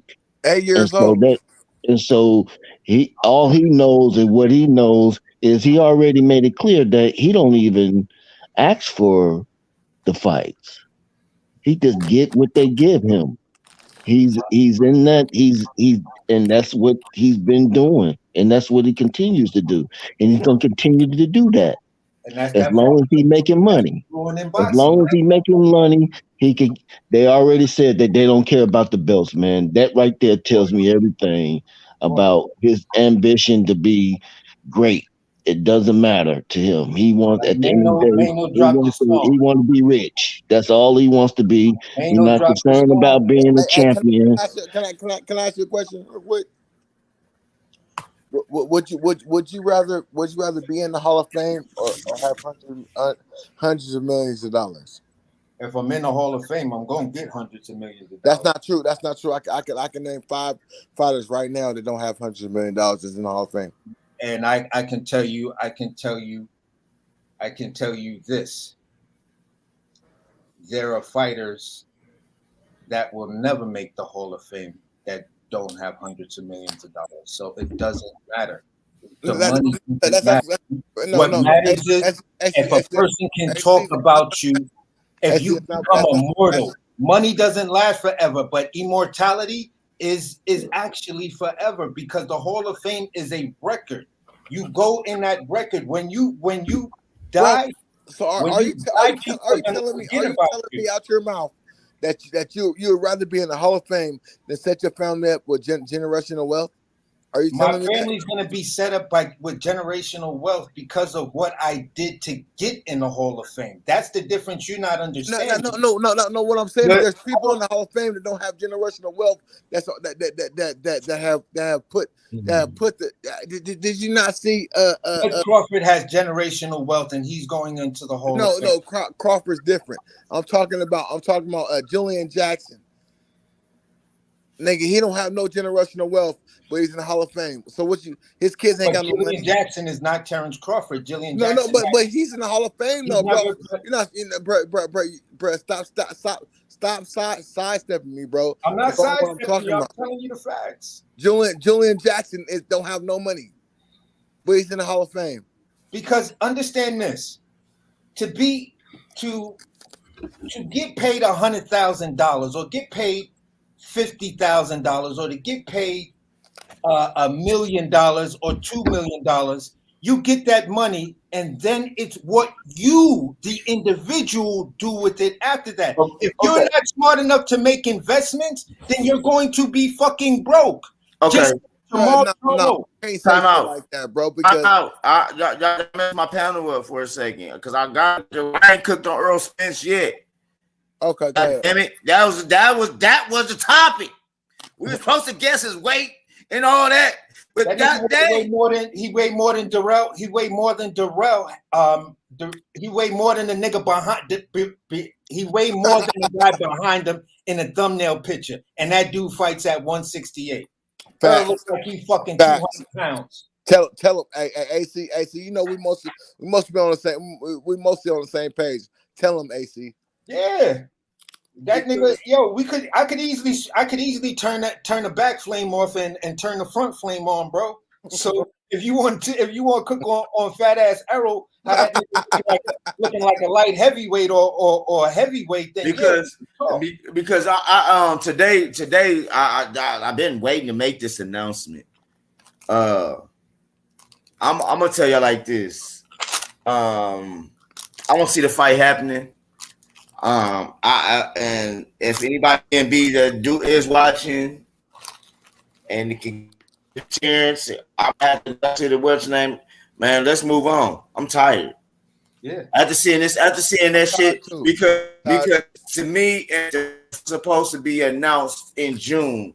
You're supposed to look as fight ready. That means the fight's supposed to be announced this week. Okay, now if y'all pushing it back, I can understand why y'all pushing it back. But now it's about to be excuses. The excuses is because he hasn't fought in so long. The excuses is, but then we can say, well, he said he don't need tune us. But then it's gonna be it took too much for him to lose weight. It's too many excuses that's being built up for this fight to fucking happen. So I don't even want to see it no more because that man made him an excuse of a fucking. Man, I can't even call out what I want to fucking say right now, man. It just pisses me off because you scream for this long. It's strap season. I can get the weight bully part. I get that part. But what I don't get is these games you motherfuckers over here playing. Because simple fact of the matter, you got a man that's fighting for his legacy now. He got the money. He got the money. It's time for his legacy. And like Tim Bradley said today, they need each other. But right now, with them needing fucking each other, Errol Spence is fucking it for Bud. For the simple fact of the matter is, he is not really ready for this fight. And I think Al is the one that's pushing him to this shit. Because if it was for me, if it was mine, if I'm the advisor, brother, you need to stay ready because ain't no time to get ready. You need to stay ready now. Spence looking bad, bro. He looking bad, bro. All the way around, bro. His fans can't even admire him no more, bro. Like, it's sad, bro. Like, even when remember if you look back in the history pages and you look at Ali back when he couldn't fight because he was he was a boss from boxing for not going to the draft, right? He still looked good. That it's sad to see a boxer saying they're a boxer in the current times today and look the way Errol Spence looks. This is sad. Hell, not just him. Charlo.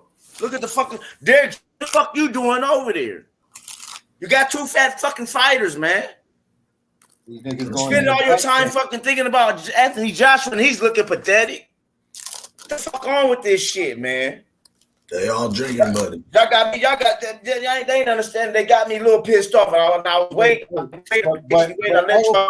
I've been pissed off, man. I've been pissed off for the simple fact I don't want these excuses. I don't want the excuses because we already know that what Bud do to this man. We know this. Here's the thing that pisses me off about it, because the excuses are built in just the way this nigga walking around, and you know what you're doing. So when you lose, it's gonna discredit the win for Bud Crawford. So no matter what, you trying to discredit by your actions in the ring and outside the ring, you trying to discredit this man.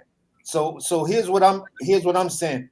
Errol Spence fans are not talking about him. They still running around calling Bud a duck. You know what? Right. He come through. The guy who commented in the comment is calling Bud a duck, but EJ is not in fighting weight. How can you call someone a duck when your guy is not even ready to fight? If they had to fight tomorrow, if they had to fight at 5 or 6 o'clock tomorrow morning, your motherfucking guy ain't ready. Bud is ready. So what the fuck can you what can you tell me? I'm coming up with something else too this week. I'm coming back this week with some shit because now I'm calling out motherfuckers. It's time to hold this motherfucker to the fire. It's time to hold them motherfuckers to the fire because I'm realizing, like you said, it's time for us to start making money off fucking Errol Spence now. We've been making money off Bud for 3 of the fucking years. It's time to make money off Errol Spence because I'm on that nigga. I'm tired. You fucked around and sat here. You went to eat out. Now here it is, a whole fucking year later. You're calling Bud out, and you're the fattest shit, man. But I get it. I get it. It ain't gonna take nothing for you to lose weight. You've been doing this forever and a day. But that's gonna be a fucking excuse when Terence Crawford whooped that boy ass. And if he whoop his ass and knock him out of 6th round, that's really gonna be an excuse because he's gonna say I was too drained. I had to lose all this weight, but then it's your fault that you that fucking fat. Facts. I know what the hard part about it is, as me and AC was talking about earlier about the IBF, the weight clause and shit in the IBF. And I'm not trying to bring up old shit, AC. So don't bring that. So don't think I'm trying to. But so if he had to bring his weight down to meet 147. And then not rehydrate enough after that, is that gonna be a reason why he say he couldn't beat him? Yeah, because he ain't gonna have punch resistance. When you try to rehydrate your body too fast, your threshold to take pain and the nervous system isn't what you usually get. People don't realize that electrolytes have that name for a reason. This is why you rehydrate with a lot of electrolytes. No, I agree. I agree with you. Yeah, so basically, if you're not rehydrating properly or you do the shit way too fast, it doesn't necessarily help you. It's actually hinders you. And when you go in there, you could be that person who walks in the ring, and as soon as you get to the stifling crowd with all the noise, you may find yourself a little lightheaded. But this is something they signed up for, bro. Yeah, something you signed up for, but at the end of the day, I look at it like this. You're on an Al Heyman payment plan. I don't know how much money of your last $4 million you done spent, but here's the issue with it. I don't know how much that superstar nutritionist that you had for the Ugas fight. I don't know how much he charged you. So if you're exceeding a year and some change, and you got this lavish lifestyle, which all this year you've been seen hanging out. You feel what I'm saying? And you buying new cars because you're crashing your old ones. You're burning through money, so I don't know who you can afford that's in your camp that's gonna put you in championship conditioning. Hey, what's his name? Blue something?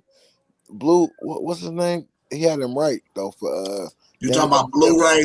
Yeah, he had him right for the man. He might want to go back to Blu-ray, bro, because whatever he got right now ain't working.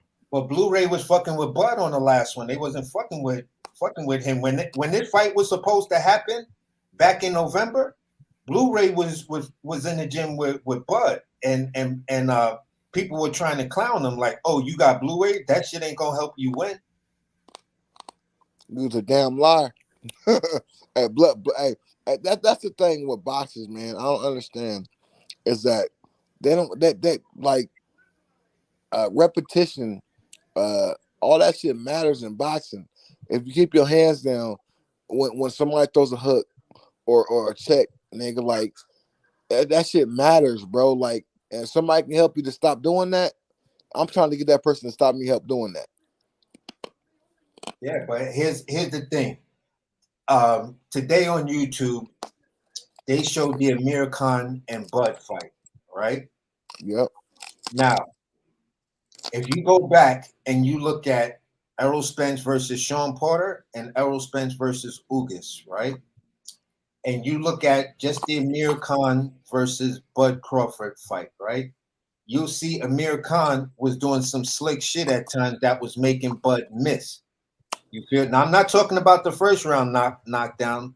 You feel what I'm saying? I'm talking. Yeah, after that, he was. Yeah, I got you. Yeah, so he did some shit that made Bud miss. But when you look at the way when Bud loads up for that power shot and he throws it to whereas if he had to follow, he's in position to follow with the opposite hand. Unlike Errol, when you look at that Porter and Ugas fight, when he throws his power shots, he is so off balance that he has to take a high guard and his back is actually turned. Which if the right ref would be like, bro, I get what you're doing, but stop turning your back. He should got a point taken away a few times, bro. No doubt for his back being turned to the opponent. Bro. Like that's. But you see what I'm seeing. So at the end of the day, like I said, when Bud throws his power punches and he misses, it's just a twist of the body and he hops right back in a position. Yeah. When Errol misses, he has to move. He has to run past you. The other fighter, his opponent, pivots or swings, and then now your back is completely turned to the guy, and you got a high guard, and you're trying to be like, hold up, now I got to protect my ear. And it's just like, bro, when are y'all gonna start penalizing this guy that everyone says is super fundamental? If you're super fundamental, you don't do shit like that. AC Crawford is super fundamental because when he throws his power shots, he doesn't have to take a high guard. AC, I'm gonna tell you this. Because I gotta finish my point of what I was saying earlier. Tank he's a hell of a fighter. He's a great fighter, but all the shit he do outside the ring, he makes us as a community look bad. So I don't want him to be the face of boxing. But if that's what I gotta take, I gotta take it. I'd rather Crawford be the face of boxing than him because he does everything inside and outside the ring great. And I can see all the pushback against Tank being the sports figurehead because he don't deserve it. He didn't did so many things outside the ring. Let's talk. Let's talk, Haynes. Let's talk. Now we talking where I want to talk because you're right about that. How in the fuck are you gonna have a motherfucker that's what they say a woman beater? Let them tell it. How you gonna have a motherfucker that do his hit and runs and go be the fucking face of boxing? I understand he's a bad boy of boxing, but the face of boxing, motherfucker, you got a motherfucker that's a father figure who leaves camp. Leaves fucking camp, my nigga, to go be with his kids. But he's not the fuck, and he's the pound for pound champion. And yet, he can't be the face of boxing. That's why I threw up those numbers. Because if we're going to base it on arguing the numbers. I was trying to agree with you, bro. I was trying to agree with you, bro. Like I get what you're saying on your points, but it's not Tank's fault that Ryan called him out and all that shit though either, bro. Why ain't signed the contract? That's all I got to say. Hey, listen, my beef, I have no beef with the outcome or nothing like that. I just keep it in a real perspective and use real context. But here's the bottom line, and this is a fact. Ryan signed the contract. That part. That's it. You signed the contract for all that bullshit, bro. So whatever happened to you, happened to you. But I'm not going to give Tank points for that. But you have to though. We got to though. It ain't like you don't have to. You don't. But what's going on right now in the media? He gets them points, bro. Yes, I know it, but that don't mean as a boxing fan I gotta condone it or whatever. Bro, I could be out there with a fucking sign that's protesting all that bullshit. That's how much. No, but why would you protest that, brother? Like why would you? You're a brother. Why would you protest that, brother? Why would I protest it? Because I'm protesting the fact that you should not be the face of boxing. I'm protesting the fact that you have not done enough. You do not have the accolades. Rocky 3 did not contact you to be in a fucking movie. So there is no way, no how within the scope of reality, you are the face of boxing. That is my protest. Hell no. Who has Tank beaten? Hell no. Tank won't go.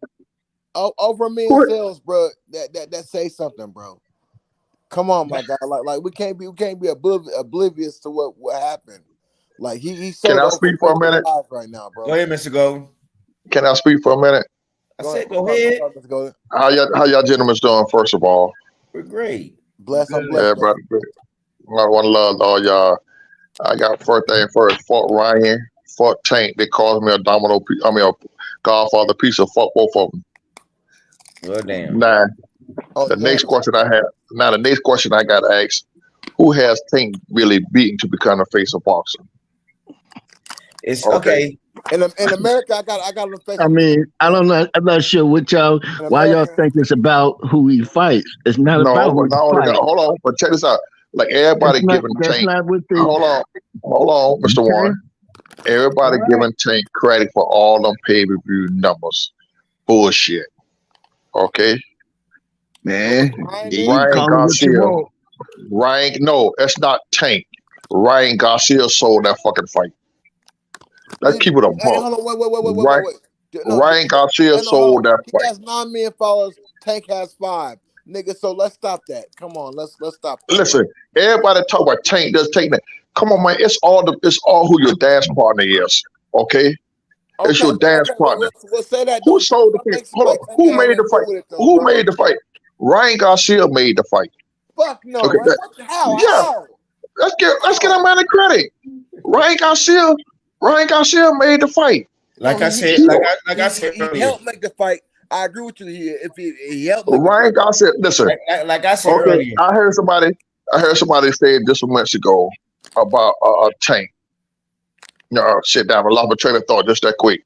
But anyhow, Tank needs what I said earlier. Hold on, Mr. Gordon. I'm thinking this. If you go in here, I said this. Tank needs to thank Ryan. Thank you. And not only that, you saying Ryan called out Tank. Yes, Ryan called out Tank.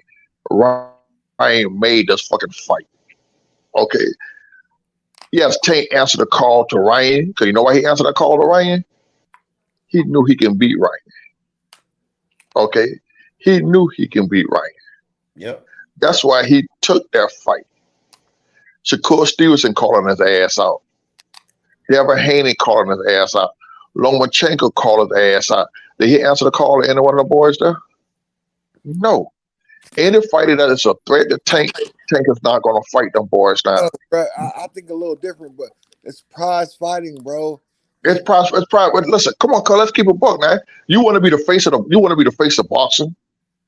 Let's keep it a buck, okay? You got to prove yourself that you're the face of boxing. You got to get out there. No, he didn't. No, he didn't. The best got to fight the best. Well, now I'm from the old school.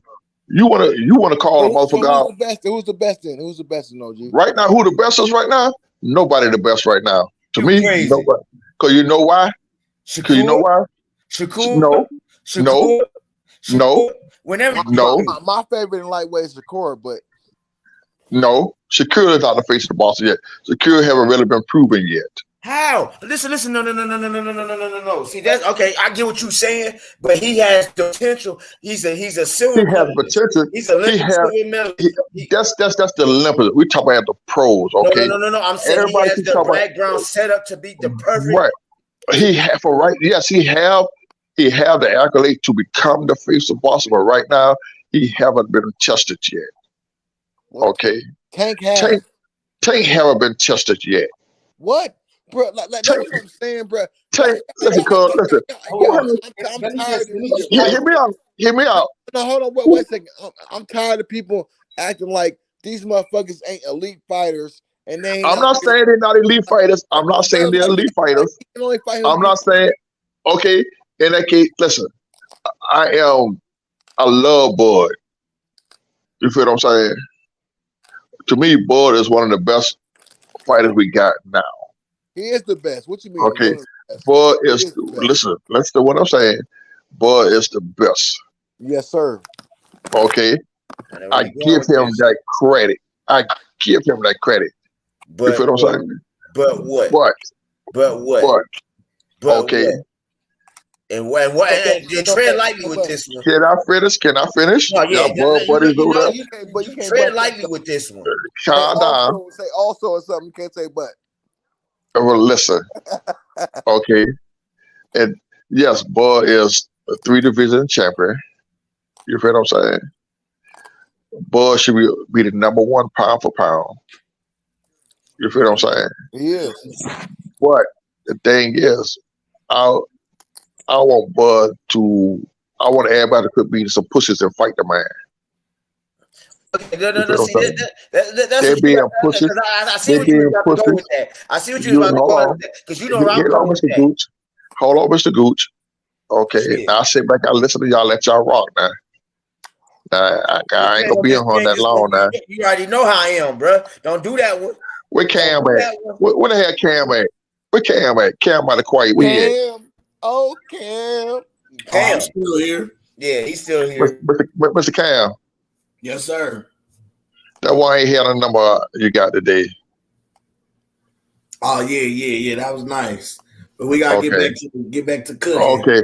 Yeah, but I gotta go back to cooking. But anyhow, you know, I'm a diehard Wilder fan.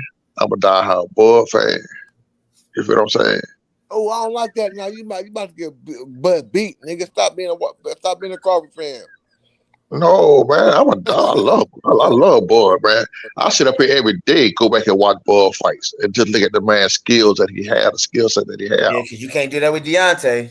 No, you I can can't. go back and watch. I can go back and watch Deontay shit too. And let's see. Hey, Now watch for skills, see, though. You just now watching see. not Now here somebody you got. You go. ain't watching no skills with Deontay. Let's Nah, go. he got Listen, that power though. That's an but equalizer. listen. Let me tell you something. Equalizer though. All but y'all can hate on Deontay Wilder all you want. I love Deontay. No, a whole lot of people hate on Deontay Wilder. But see, what y'all got to fella realize, Deontay, he brought the heavyweight division back. Okay, For America. for a person who don't have the skills.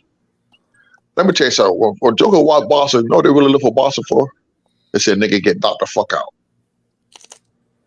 That's what we really were looking at. See how a nigga get knocked out so we can laugh at that nigga and get put to sleep. You feel like? But, you know, Deontay got skills, but he fell in love with knocking everybody out, so he really abandoned his skills that he had. You feel what I'm saying? But back to I see that a little bit. But go back to what we was talking about. Sure, Tank is a decent fighter. You feel what I'm saying? Until Tank stop fighting the soft ass motherfucker he know he can beat and test himself. Tank haven't been tested. Only fighter that really gives Tank hell to me. He fight Campbell. The only fighter that gives Tank hell to me was Pitbull. Pitbull took it to his ass. And with At 135, Mr. Golden, 135. Who you think should test Tank? Who gonna test Tank outside the top two? I would like to see Tank go up against Shakur Stevenson. Well, hold on. No, you gotta lead him out of the picture. Lead Devin, and that's nobody else. At 135, there's nobody else. There's nobody so else then that on makes that him level. what? That makes him what? One of the best three? That makes him. He need to step it up. I'm asking you, does that make him one of the best three then, Mr. Golden? If you omit Devin and Insecure, does that make him the best at one? Devin Secure. Yes, I see. But he not the face. Okay, right so now, he's then not the face of boxing yet. Who is going to test him outside of those two? You got Lomachenko will test him. I think Lomachenko will test him. You got Keyshawn, you got Frank Martin, you got Loma, you got that Spanish dude. Keyshawn not ready yet. Frank Martin ain't ready for Tank yet. What he's saying are people who can. He's saying people who can test him. Give them enough. Mr. They can test that man and probably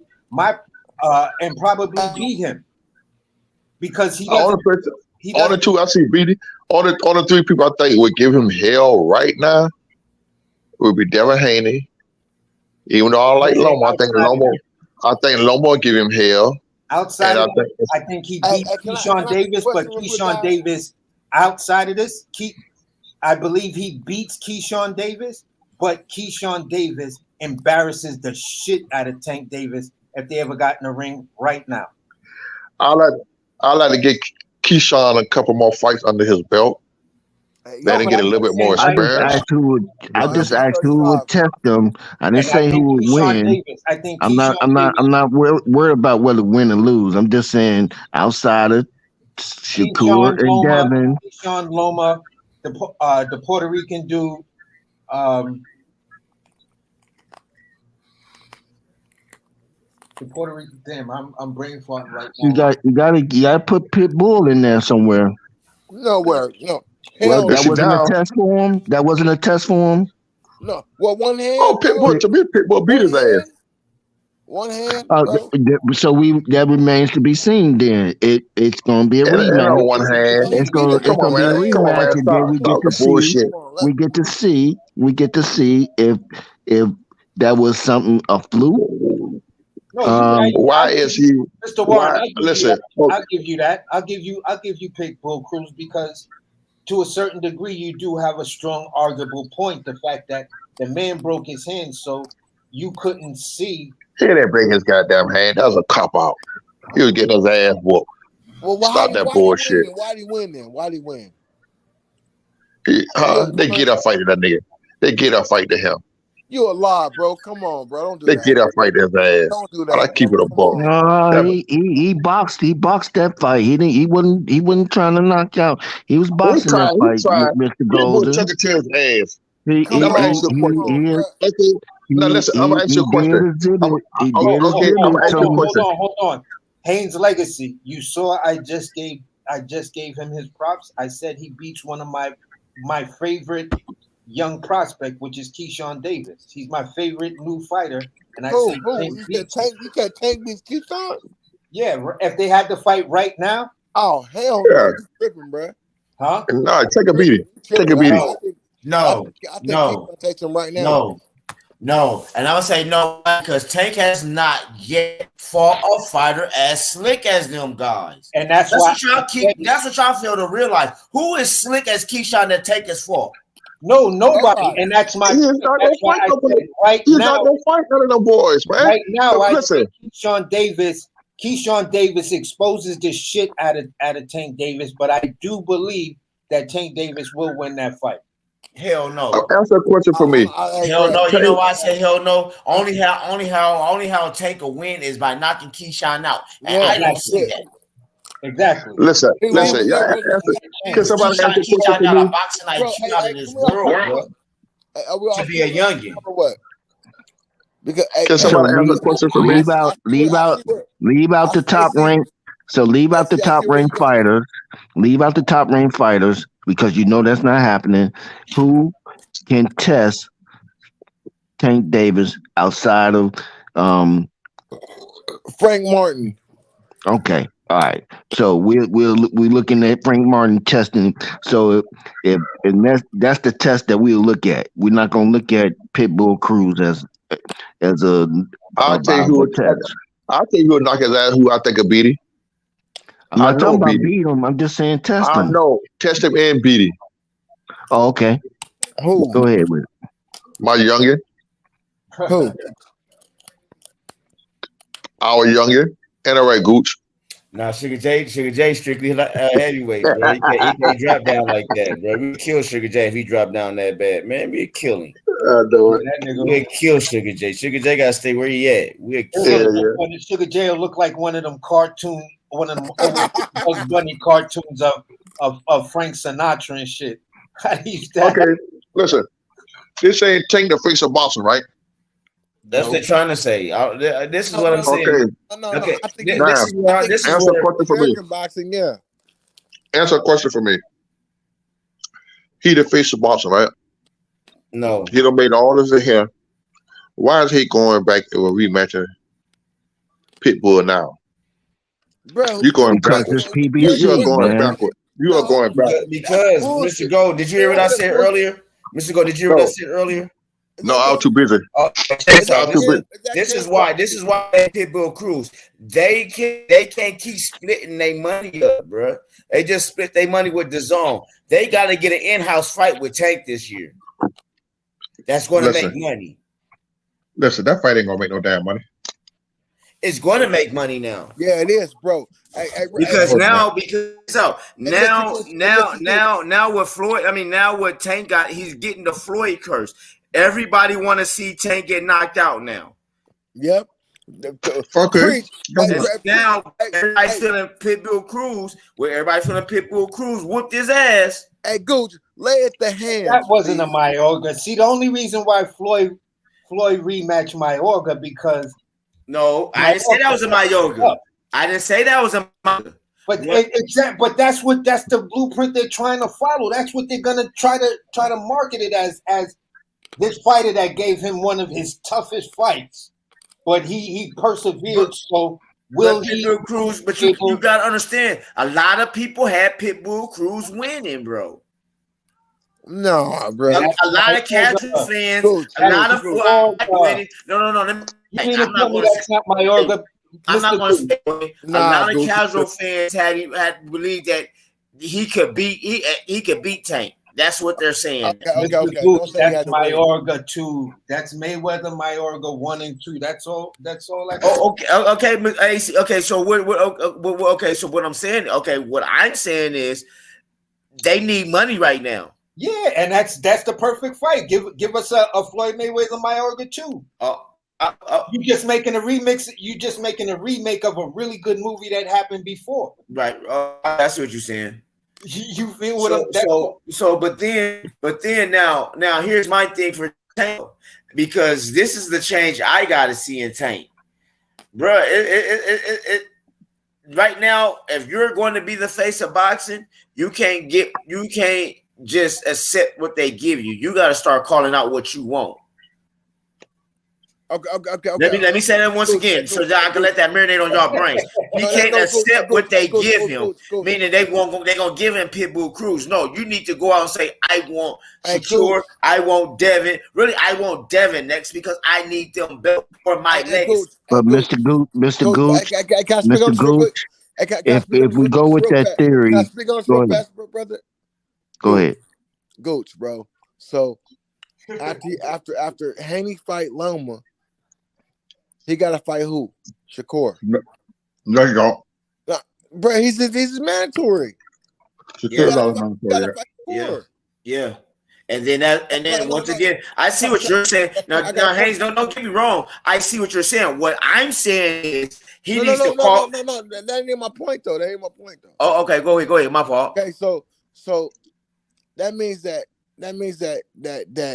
Tank has to either fight Pitbull, because that's gonna be the most money they can fight, or he gotta fight Frank Martin, which is that's the two highest bidders at the end of the table. But if he can, if Haney can find a way around the clause and fight Tank Davis, that will be the best thing for boxing right now. It will be, but okay, all right. After Floyd Mayweather fought and got the rings from Mayweather, De La Hoya. Hold on. After De La Hoya and Mayweather fight, did Mayweather start cherry picking? No. He went even harder. How you figure? Mayweather has one of the most decorated careers. Okay, who did he cherry pick?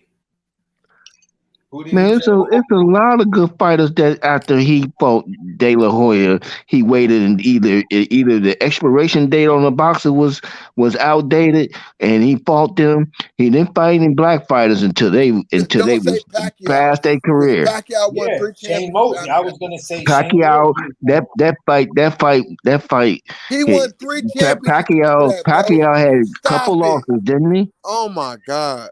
No, I'm gonna just speak for the Shane Mosley fight, because it just looked like when you look at those guys talk, you could see one fighter was so fucking beat the fuck up. I mean, you look at Shane Mosley today to Floyd Mayweather. You can tell that, bro, you fought that guy at the tail end of his career and he still dropped you. No, he didn't. He damn near dropped his ass. No, he dropped him. But my whole point is Canelo does it. Canelo picks who he wants, and I'm guaranteeing you this: Tank Davis is gonna make that same move. He's already making the same move, y'all. He's not finna pick Shakur, and he's not finna pick Devin Haney unless it's a big money fight. Well, okay, hold on, Mr. Warren. Okay, so I'm looking at some shit. Okay, so after De La Hoya, he fought a Ricky Hatton, which was 43-0. Marquez was 50-4. Shane Mosley was 46-5. Victor Ortiz was 29-2. Miguel Cotto was 37-2. Roberto Guerrero was 31-1.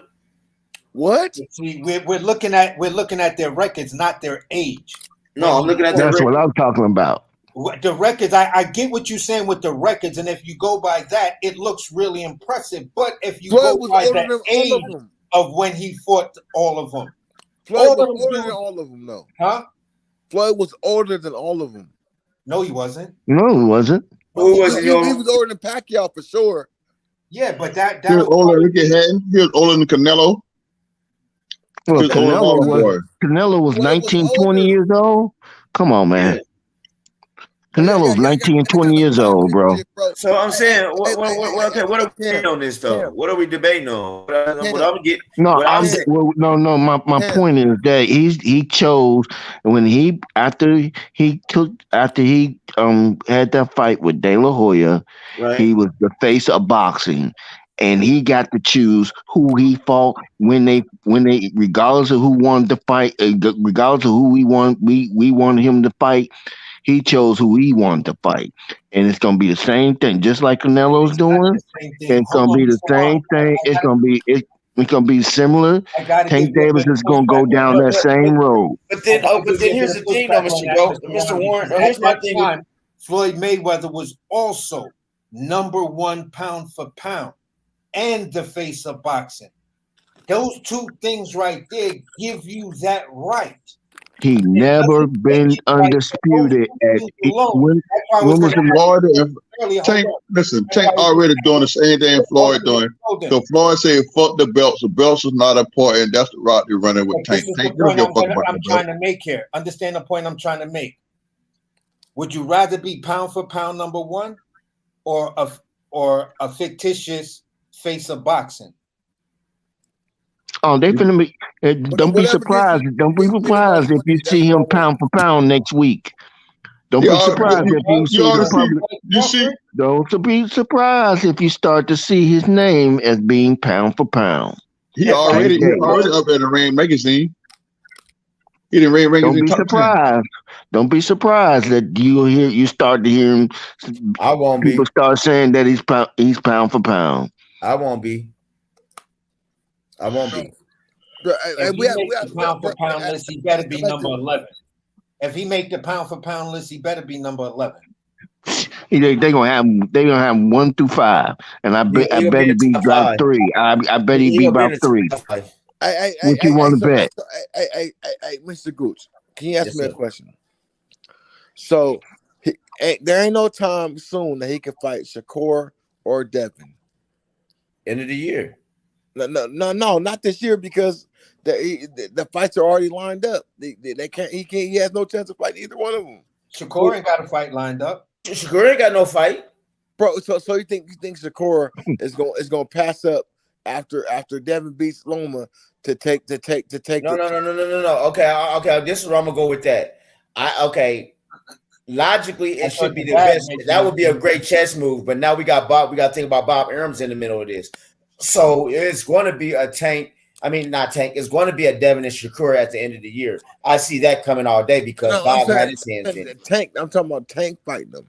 But Tank ain't gonna fight him. Tank is not gonna. Only how Tank will fight Devin if Devin leaves Bob. If Devin actuality, Devin is through with Bob. Okay, Devin is through with Bob. This is his last fight on his contract. Devin's a free agent. Once again, hold on, stop, Mr. Golden. Remember, do you remember when everybody said Bud was through with Bob too? And guess what happened? Everybody got butthurt. Everybody got butthurt behind it. Devin is a little different, though. Let's not jump to that real quick until what's next. Devin is a little different, though. Devin's a little different. Devin signed a 3-fight contract. The reason why Devin's different. That's why everybody's saying different. They're going to be some shit. They're going to be some shit with this fight here. Devin have to really go in there and beat the shit out of Lomo ass. If not, they're going to rob the fight. That's keep it a book. The last guy. So I don't. Kabose ain't shit. Kabose ain't shit. Lomachenko is supposed to be the face of boxing with them. Okay, that's the cash cow over there. If Devin don't go in there and punish this boy and beat the bricks off his ass, they're gonna rob him. Cause Bob don't want Devin leaving with them belts. Because quiet as kept. The way it was looking Saturday night, if that shit would have went 12 rounds, Ryan would have won. Real talk. Well, because they had the second round. They had it 10. They had two judges talking that was 10-9, bro, on a knockdown. No, they had it 10-10 on one of the scorecards. Right, on a knockdown. So now I get what you're saying on that, man. I get what you're saying. Listen, not only that, let's go back and look at the Bivol and Canelo fight. That nigga literally beat the bricks off Canelo ass. But in the first 4 rounds, to give it to Canelo. How impossible? You right. So you can show me Lomachenko, Bob Aaron, if they don't go Tank there is and not. whitewash this motherfucker like he did Tank is convulsion, not fighting Lomo, anybody. they're gonna give that fight to Lomo. I'm telling you, they're gonna Devin give that fight to Lomo. the only way Devin get that fight if he fight a multi-my deal with PBC to fight Tank Davis.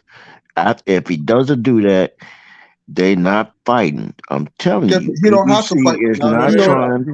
You He know don't why? have to You know fight why I Tank. say they will fight though, Mr. Warren? Because PBC needs them belts. They need them extra belts to get that extra money deal, bruh. But they ain't gonna get them belts at 135. Good point, Cam. Good point, If Cam. Tank move up to 140, he got a chance to get them belts after Devin Shakur leave 140. No, bro. He's going to get them belts at 135. Tank is. That's what they're going to shoot for. That's their goal. Bro, he only got 7 belts. At the He needs some extra belts to get that money deal. Mr. And Tank just did that. Shakur's gonna have 2 belts, or maybe 3, depending on how fast he moves. Once, bro. Y'all. So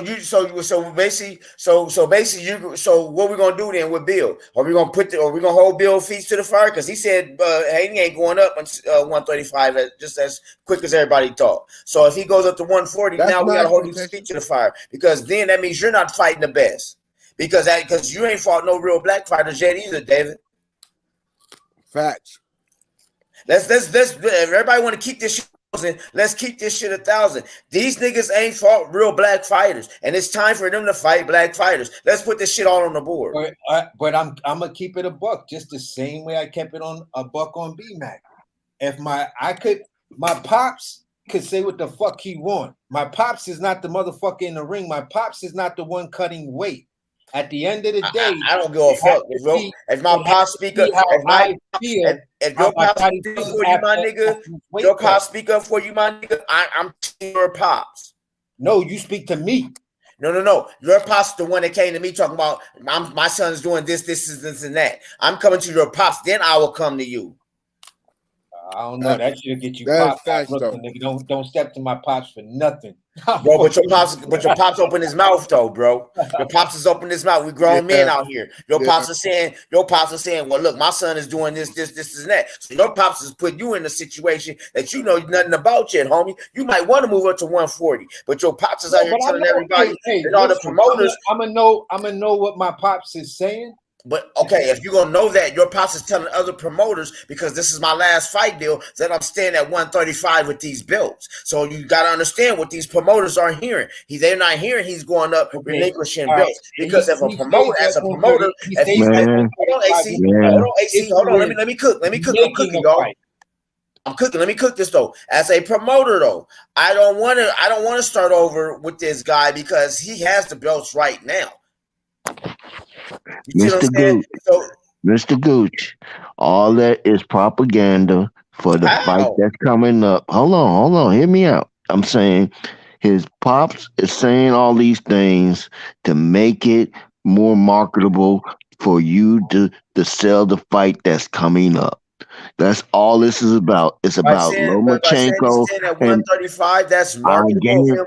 Hold on. How's that? That don't make no sense to me, because you know why? Because everybody's talking about Shakur and Devin Haney, right? So if I say I'm staying at 135, everybody's gonna say, "Let me see if he gonna beat Lomachenko. Let me buy that fight." Everybody want to see that anyway, though, Mr. Warren. No, not everybody want to see that fight. Not everybody. That's every fight here too, bro. Because Undisputed's on the line. I pay for 3 Loma versus Haney fights versus 1 fucking Ryan Garcia versus Tank fight.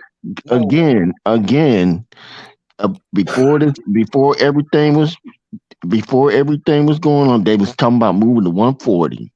When Shakur and Devin got into the mix, when Shakur got into the mix, all of a sudden now they're talking about moving to staying at 135, is to keep eyes on the fight because they didn't want nobody to say, forget Devin Haney. He ducking. He ain't gonna fight the best of best. So again, I'm not paying for that fight, right? Nah.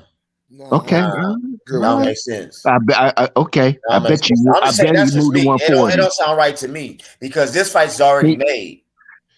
Look, Just by him saying, just by him that's saying not that the he said, point. just by It him ain't saying, brought hold yet. on, But it ain't what I'm brought saying. yet. This is what I'm saying. It ain't By him brought saying, yet. but this is what I'm saying. By him saying he's staying down to 135 is not going to sell this fight. By him No, saying going up to 140 is not going to sell this fight. whoever, The fight, how this fight is going to be sold is the undisputed belt is on the line. hold on. Hear me out.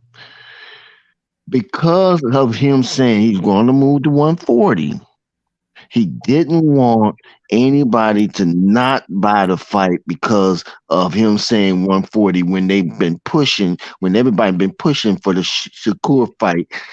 The winner of that fight, they want Shakur to fight I them. call bullshit. Okay. That don't make sense to me, Mr. Warren. This is one that don't make sense to me. Yeah. Okay. The whole I'm just thing giving don't it make sense because simple fact. I'm not even saying it's bullshit. What I'm saying it don't make sense because simple fact of the matter is, even what my whole thing is this: if they don't, just to say he's standing down to 135, just to sell the don't make because the fight. No, Like I said, not to sell the fight. To keep whoever they got. Okay. You can lose pay-per-view buys by what we call what's the word I want to use? Uh, yeah, because I'm off. you know how you have a customer. You know how you have You know how you have.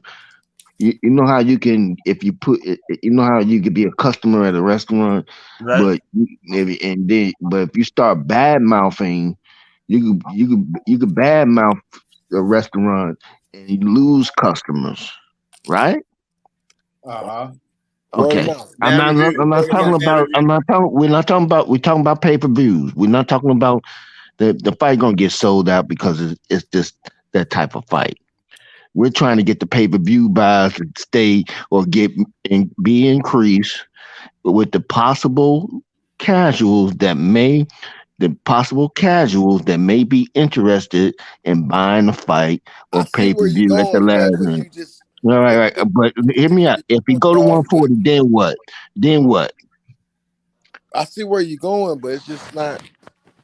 So you think he's gonna Okay, we stay at see. 135? So Because you really believe listen. he's gonna stay at If I'm not 135? mistaken, ain't what's your name, Jermaine? Ain't what's old boy name? Ain't he still undefeated? I mean undisputed. Who got the belts down there at 140? Taylor? No, he's not No. undisputed. Regis got a belt. Who got the belts Taylor at got a 140? belt. Regis got a belt. Taylor got a belt. I think it's an old Rolly about to bacon fight for belt. I one of think them. it's a bacon belt. No, Rolly about to fight for one. Yeah, that's the Right. vacant. And he's about to fight for a bacon belt. Who is Rolly? Yeah. They're ridiculous. No, I mean I get what y'all saying, but see that's that shit. I don't. That's what I call bullshit too. Because how in the fuck you just get knocked out and now you get to fight for a belt? Make this shit make sense though. It don't make no sense. How do you get knocked out and yet still you come back and get to fight for the belt? Where's the best fighting the best at? Because nowhere. When you PBC, you got where you're not paying paying your fighters their total pay, you wind up with a surplus. You feel what I'm saying? So in the business world, that shit is called being liquid because money flows like water. So if you got a fighter like Rolly Romero and you desperately trying to keep belts in house so you can keep network deals, you will pay to move a guy up in the rankings. Therefore, getting that fighter after being knocked out a championship shot. Keith Thurman sits at number 7. He fights a guy that may be number 6 or lower, and then he's elevated to mandatory for Errol Spence. Okay, so here. Okay, so as of 5 days ago, at 140, all belts is WBO. Josh Taylor, Subrio Matias got IBF. Alberto Puello got WBA, and Regis Progress got WBC. So, but one of those fighters, a belt has been dropped, and that's why Rolly is fighting for that belt. okay, I'm about to look up and see what belt Rolly about to fight for. But what I'm looking at though, okay, so basically at the 140, if we're talking, Devin goes up, right? Let's say Devin goes up to 140. WBO, that's the first belt you're gonna go after if he's smart. Taylor. So we see him going against Josh Taylor first. So we're looking at Josh Taylor, either Josh Taylor or Tank. Or let's really look at it. He going for Rolly. Rolly gonna get that belt. No, he has to go. He has to go for Josh Taylor because he's super champion. Yeah, WBO is the only one with the super champ. He can actually fight for that belt. If he goes after Rolly, he's gonna have to be between 3 and 5, and hope that he's got enough people. That's if Josh Taylor keeps that belt, because T.O. might get that belt. Anywhere Trey go, he had to fight. Anywhere Trey go, he had to fight T.O. or Josh if he moves up. Okay.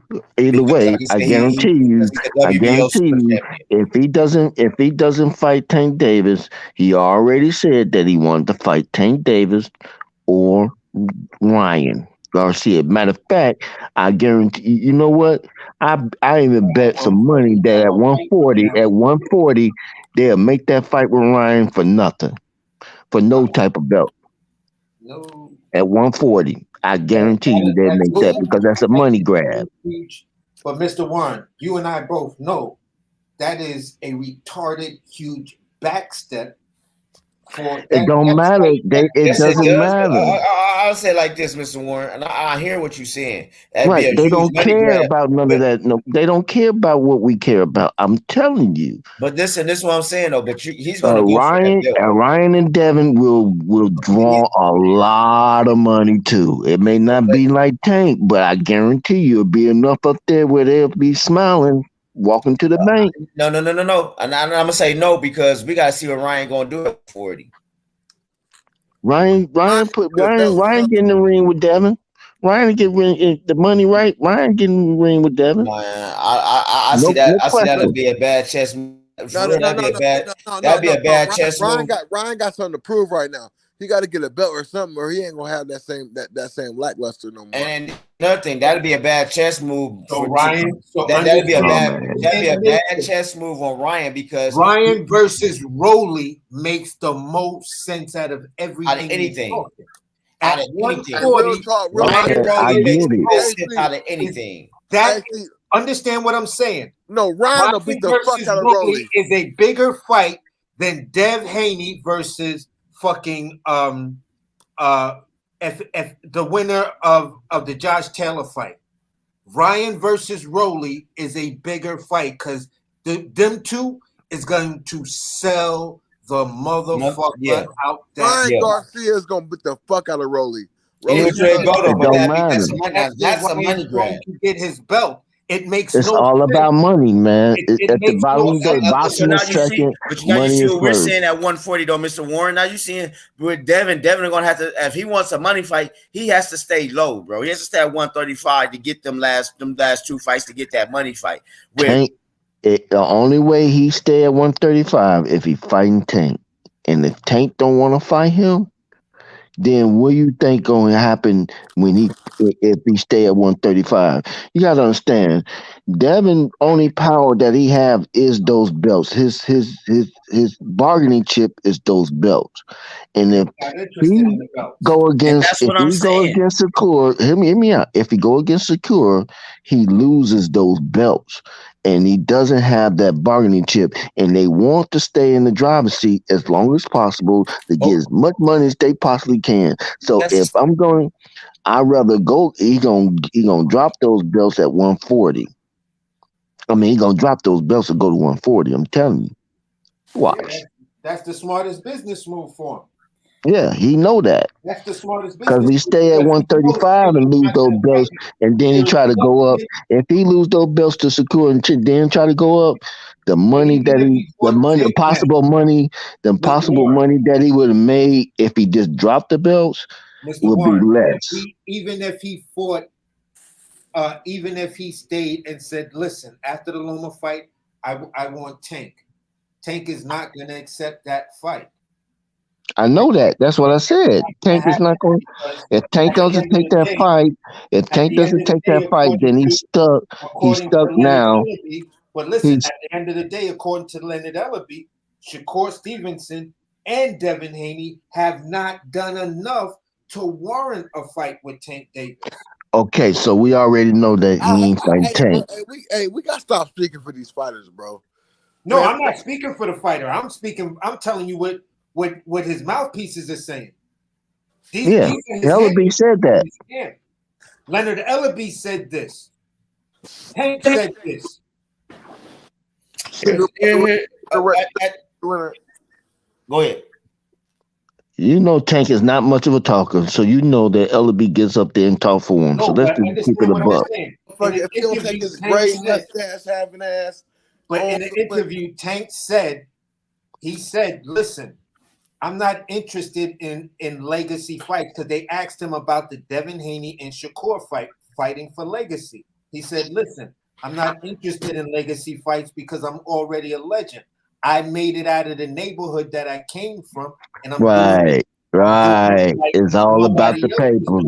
Nobody.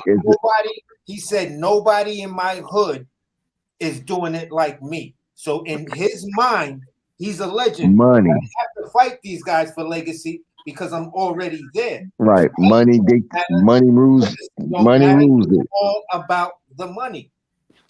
It's all about the money.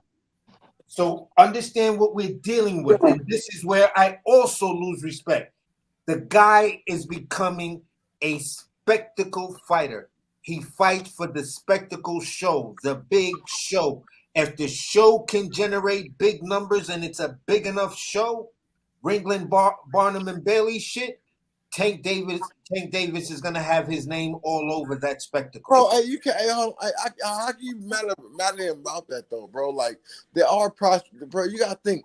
Because for me growing up, prize fighting. Hold on, let me just say this so you understand.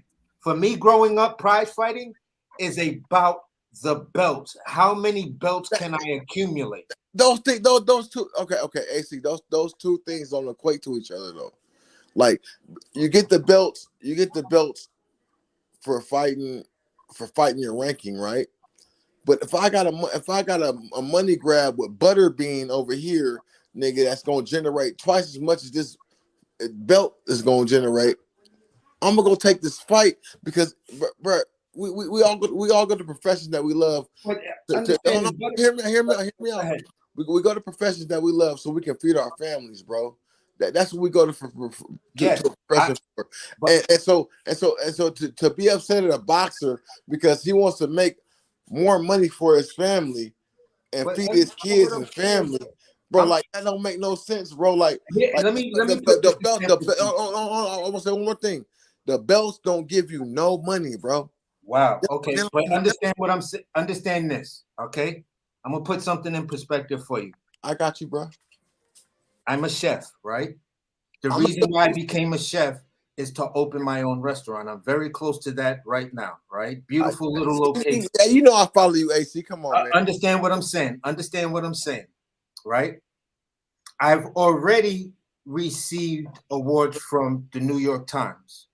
I haven't gotten a James Beard Award yet, but I've also been recognized by Michelin. Michelin is like a championship belt, the real belt. Not the regular, not the silver, not nothing. Ain't no Reggie in this shit. Right? So understand what I'm saying. I got you. When you cook and you do the right thing, instead of me hiring a PR firm and having that PR firm, I'm paying a shitload of money and they're gonna do what they need to do to help me purchase my Michelin. I can purchase my Michelin. I can get my Michelin just by the body of work, the food. That when you go on Yelp, you see all the reviews are excellent reviews. So you know the Michelin is warranted because there are no bad Yelp reviews. All I'm saying is to become champion, you can make a hell of a lot of money and still accomplish a hell of a lot in boxing. It all depends on how you are as a businessman.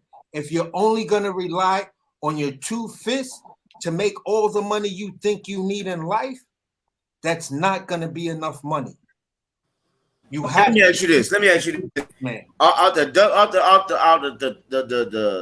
WBO, I mean, not the W, the 140 pounders champions I named, how many of them you think is making money? What happened? What's the question? You sound like a robot. Go ahead, say it again. Can y'all hear me now? Yeah. Okay. Out of the out of the 140 champions that I named, right? How many of them do you think is making money though? Nothing. None of them. None of them. No. So why fight them? Why fight them then? That was my next question. So if Devin moves up, who's the money man then at 140? Here's the question. It's if they're not the money man, you make the money man. That's called promotion. That's called but okay. But you understand fighting Shakur. So you understand fighting Shakur ain't gonna be hard on Mark and would fight one of them on, right? If you talk about money, you sound like a robot again, bro. No, it's not. It's not hard to fight. It's not hard making a fight to fight Shakur. No, that's not the issue. The issue would be what the man's body is going to be like after the Loma fight. You feel if he says I feel great, I feel I got like another 2 fights in me at 135, fine. But if we see the man looking fucked up on the scales when they have to make weight, then that's something we got to take into consideration. Him moving up to 140, the Josh Taylor versus Devin Haney, that's a $3-4 million fight. Maybe a $5 million fight. So that's what I'm saying. Tank ain't taking $3 or $4 million no more, bro. That's because the marketing made him that way. But if you look at Tank's, Tank's last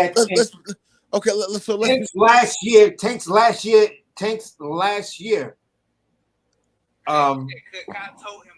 is his last year's net worth was still around $3 million. That doesn't say his gross, because you still got to pay out a lot of shit. But what he still took home, what he can spend, is still $3-4 million.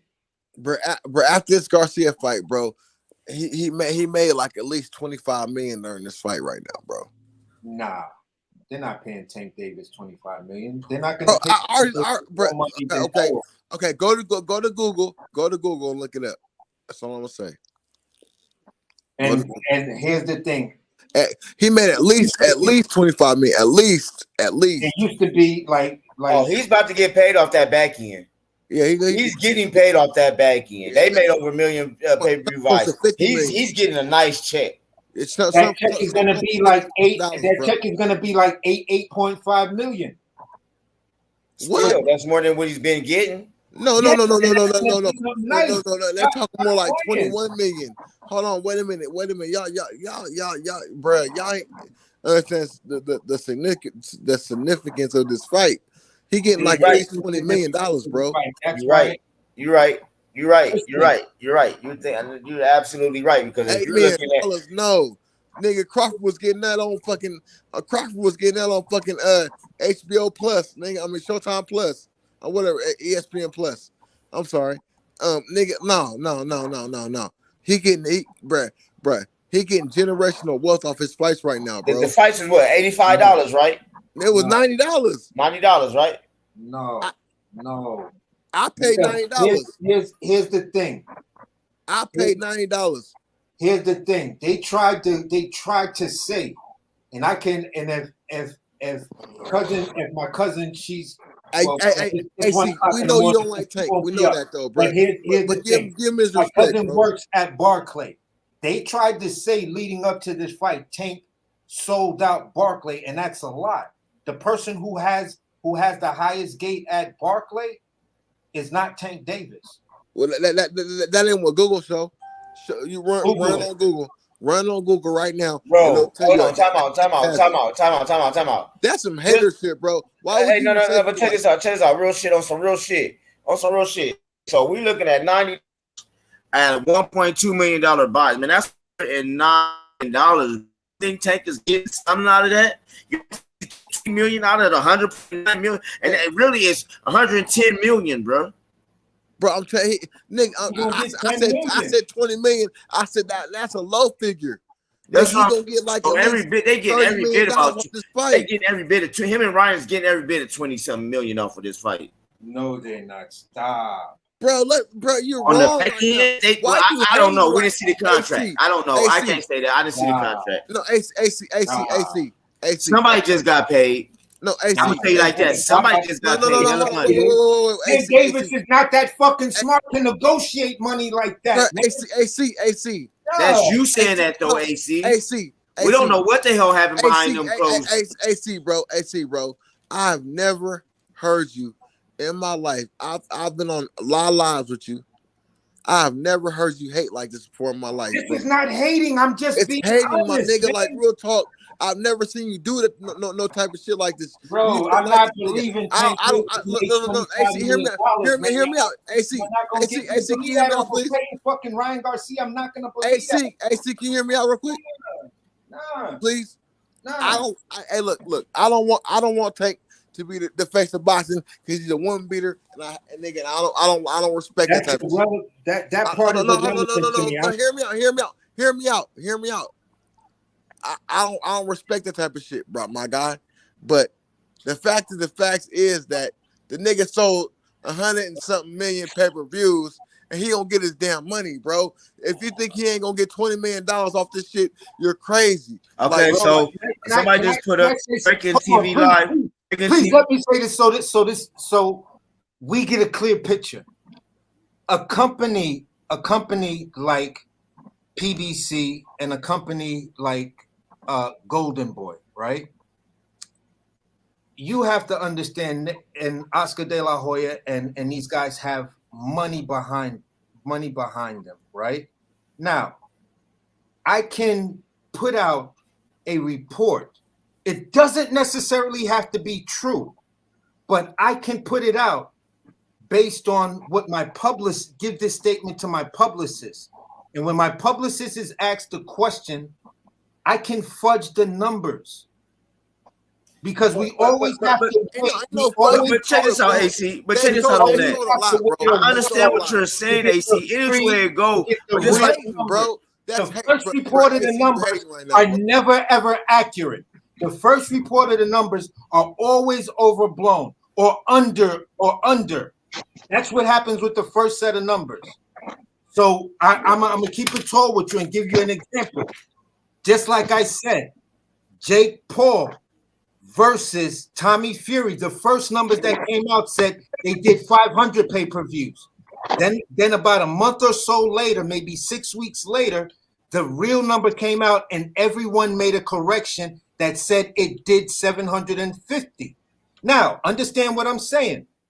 If the real numbers come out and they say they did 1.5, then everything we talking today, everyone will know. I'm that type of person that says, yo, that was my bad. I was hating on the dude, or people can say I was hating on the dude when I was saying I don't believe he got $25 million for that fight, and I don't believe the fight sold 1.2 million. But he only had to sell 500,000 to get that much.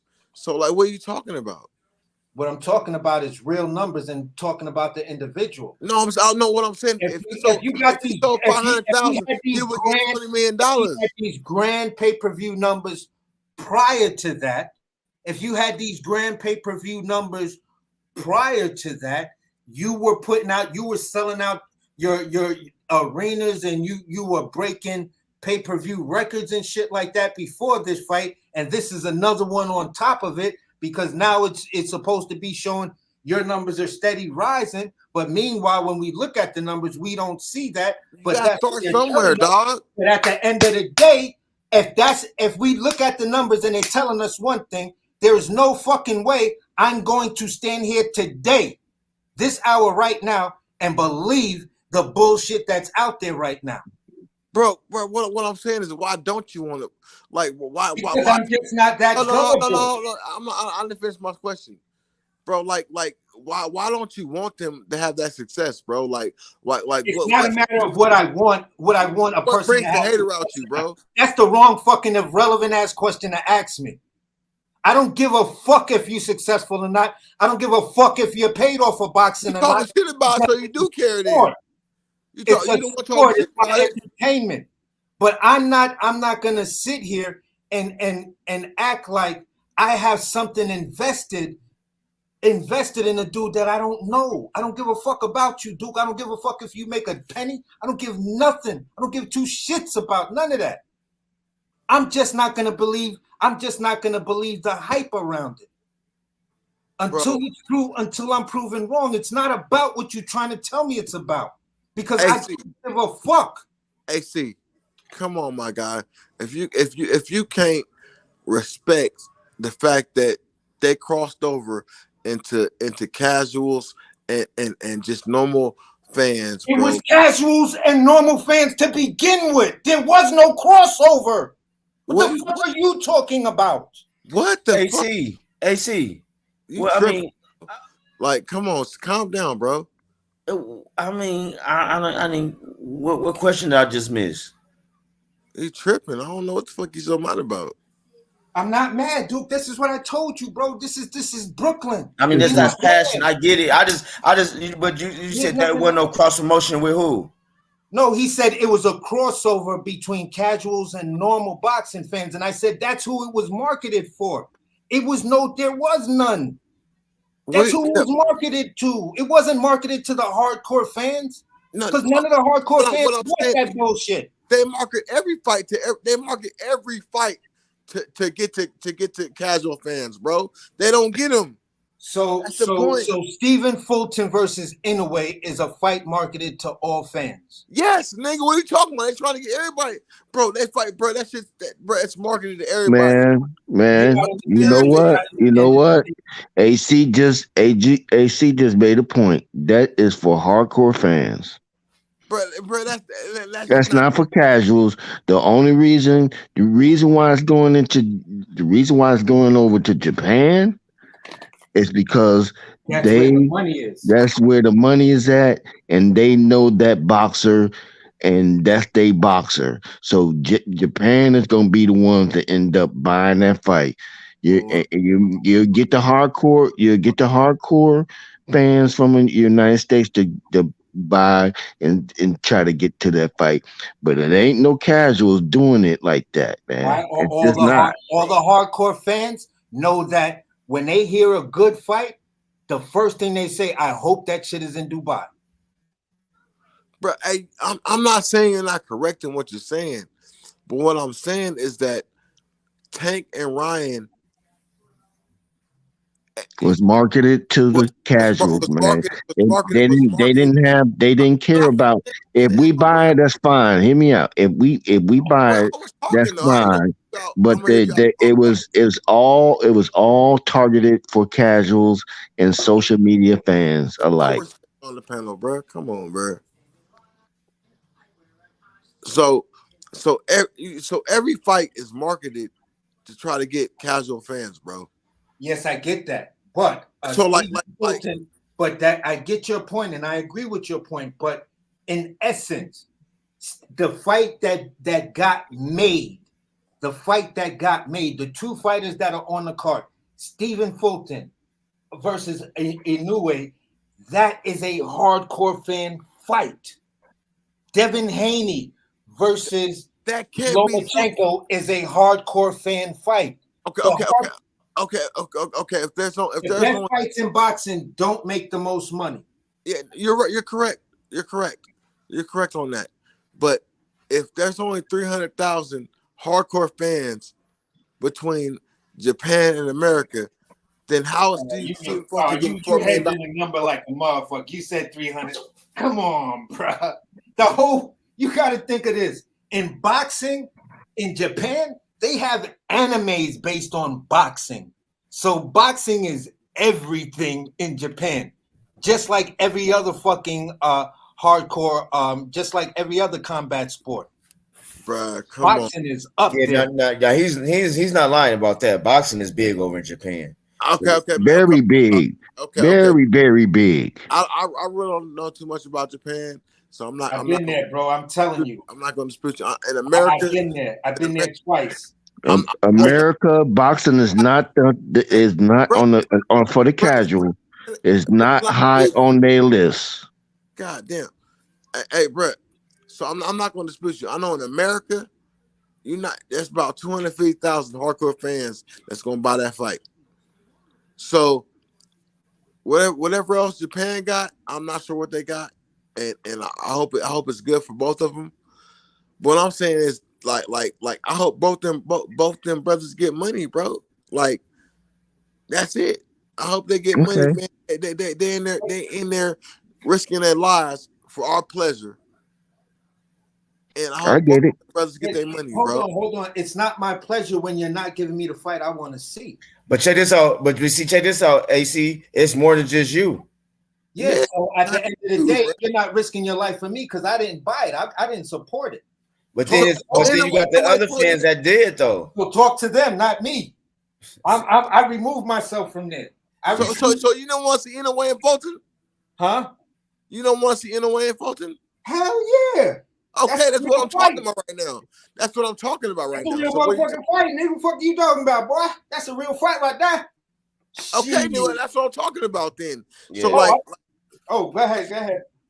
So like I'm talking about like we should be trying to get others interested in getting this fight because it ain't gonna do nothing but help us because Inoue and Fulton ain't on the same promotion, so that's gonna help us get fights that ain't on the same side of the street together. We need to get more people enthusiastic about this fight so they can show that one side of the street ain't better than the other, and we can have all this shit popping.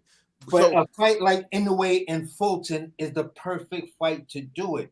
The fight Ryan Garcia versus Tank fight, that's for the casuals. They don't give a fuck about cross promotions. They don't give a fuck about that. If you talk to any casual, they probably think both Ryan Garcia and Tank come from the same promotion.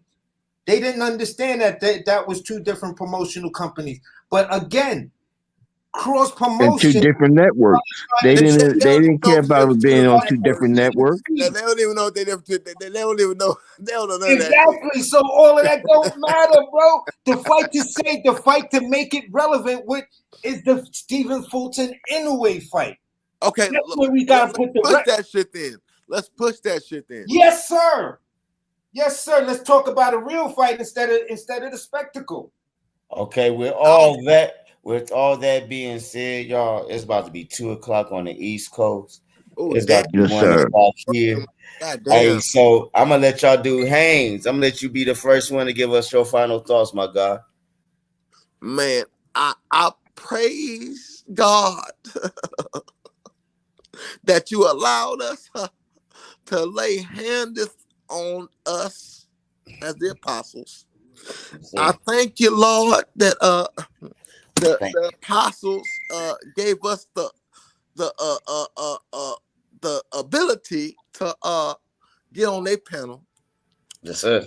And I thank you, boxing gods, that you gave us the ability to talk and speak with one another and not be no Negroes and be black folk. You know what I'm talking about? And thank you, my apostles, and I appreciate everybody that was on the panel, if you dig what I'm saying. Yes, sir. Thank you. Mr. Warren, you slid out? Yeah, you probably disrespectful. Mr. Warren slid out. You always get the last one. AC, tell us something good, my brother. Thank you for coming on. Yeah, today was a great debate. again, it's that New York, Brooklyn energy that tends to get misconstrued. I'm not coming at you sideways Facts. or anything like that. It's just when most of the time I'm sitting down, but then when they get heated, yeah, I do get up. I'm standing up, and I'm projecting my voice. So I love you, AC dog. Yo, definitely, bro. I'm not. I wouldn't come at you sideways because I respect you. You feel what I'm saying?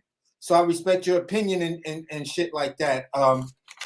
It was one thing that I was gonna cook on earlier when we was talking about stuff when it came down to celebrities.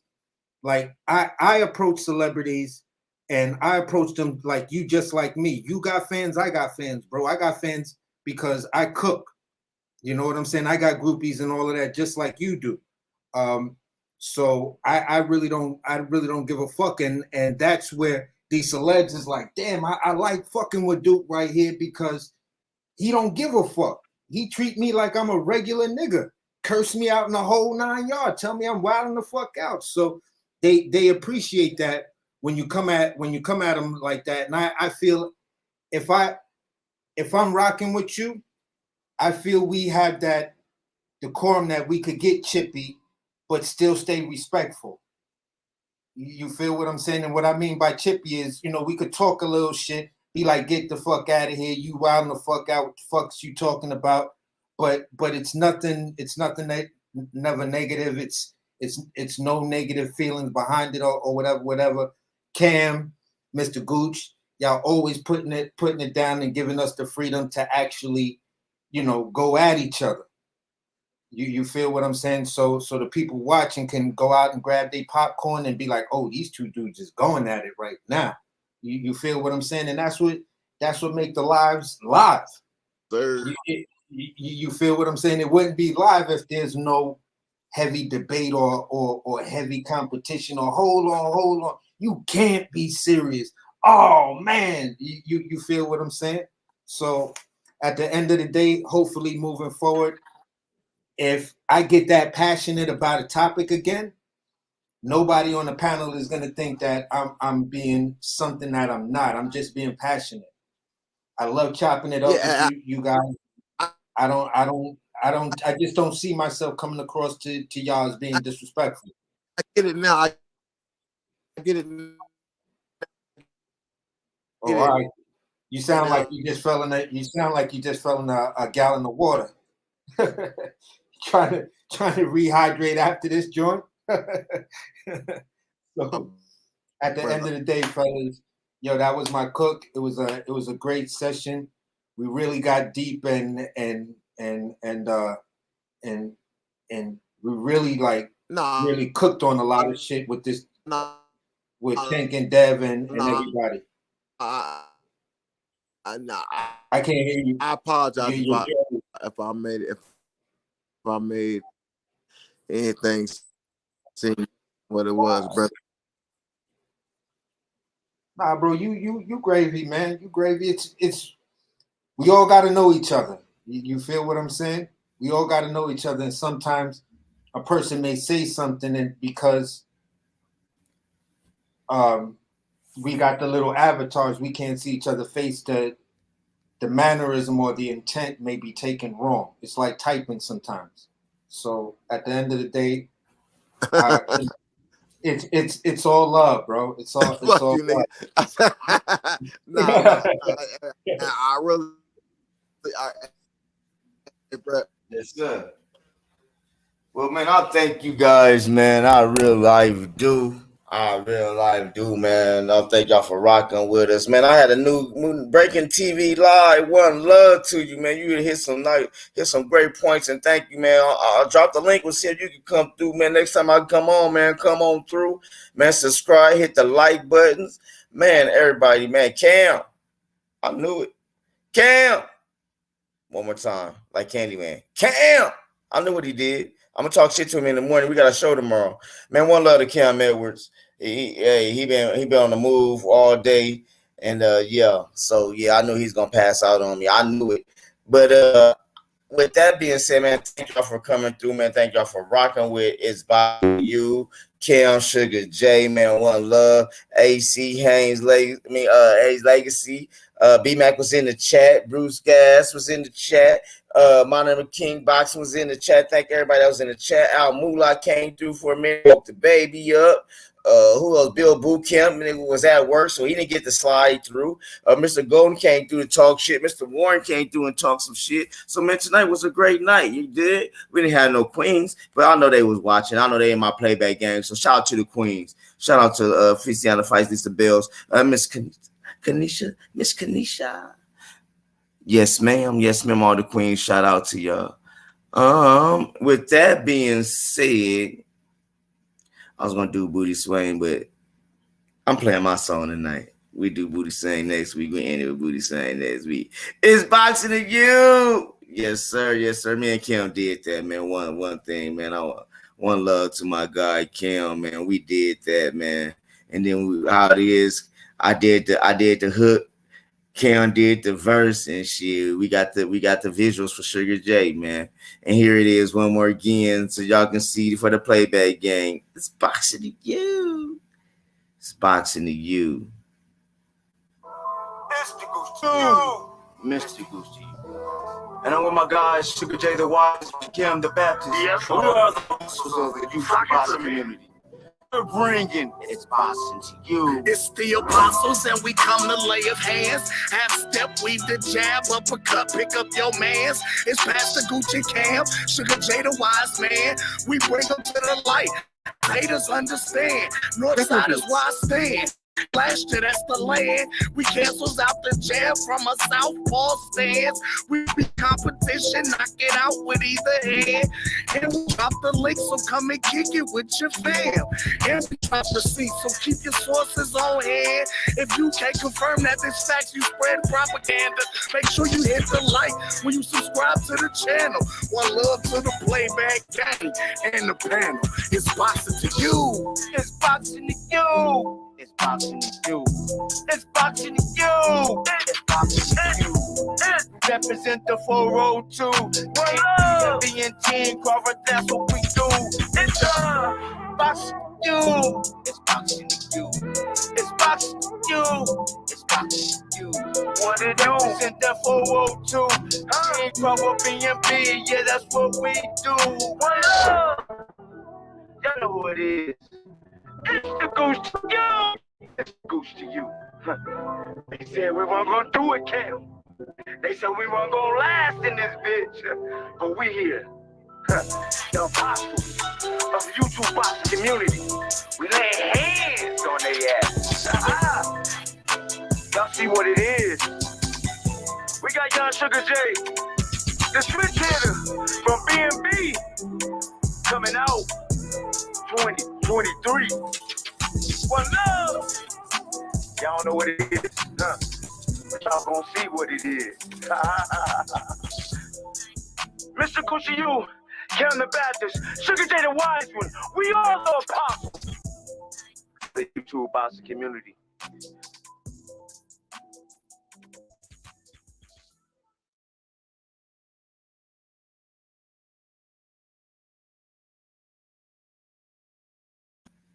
One love to you guys. Thank y'all for coming through. The Goose to You.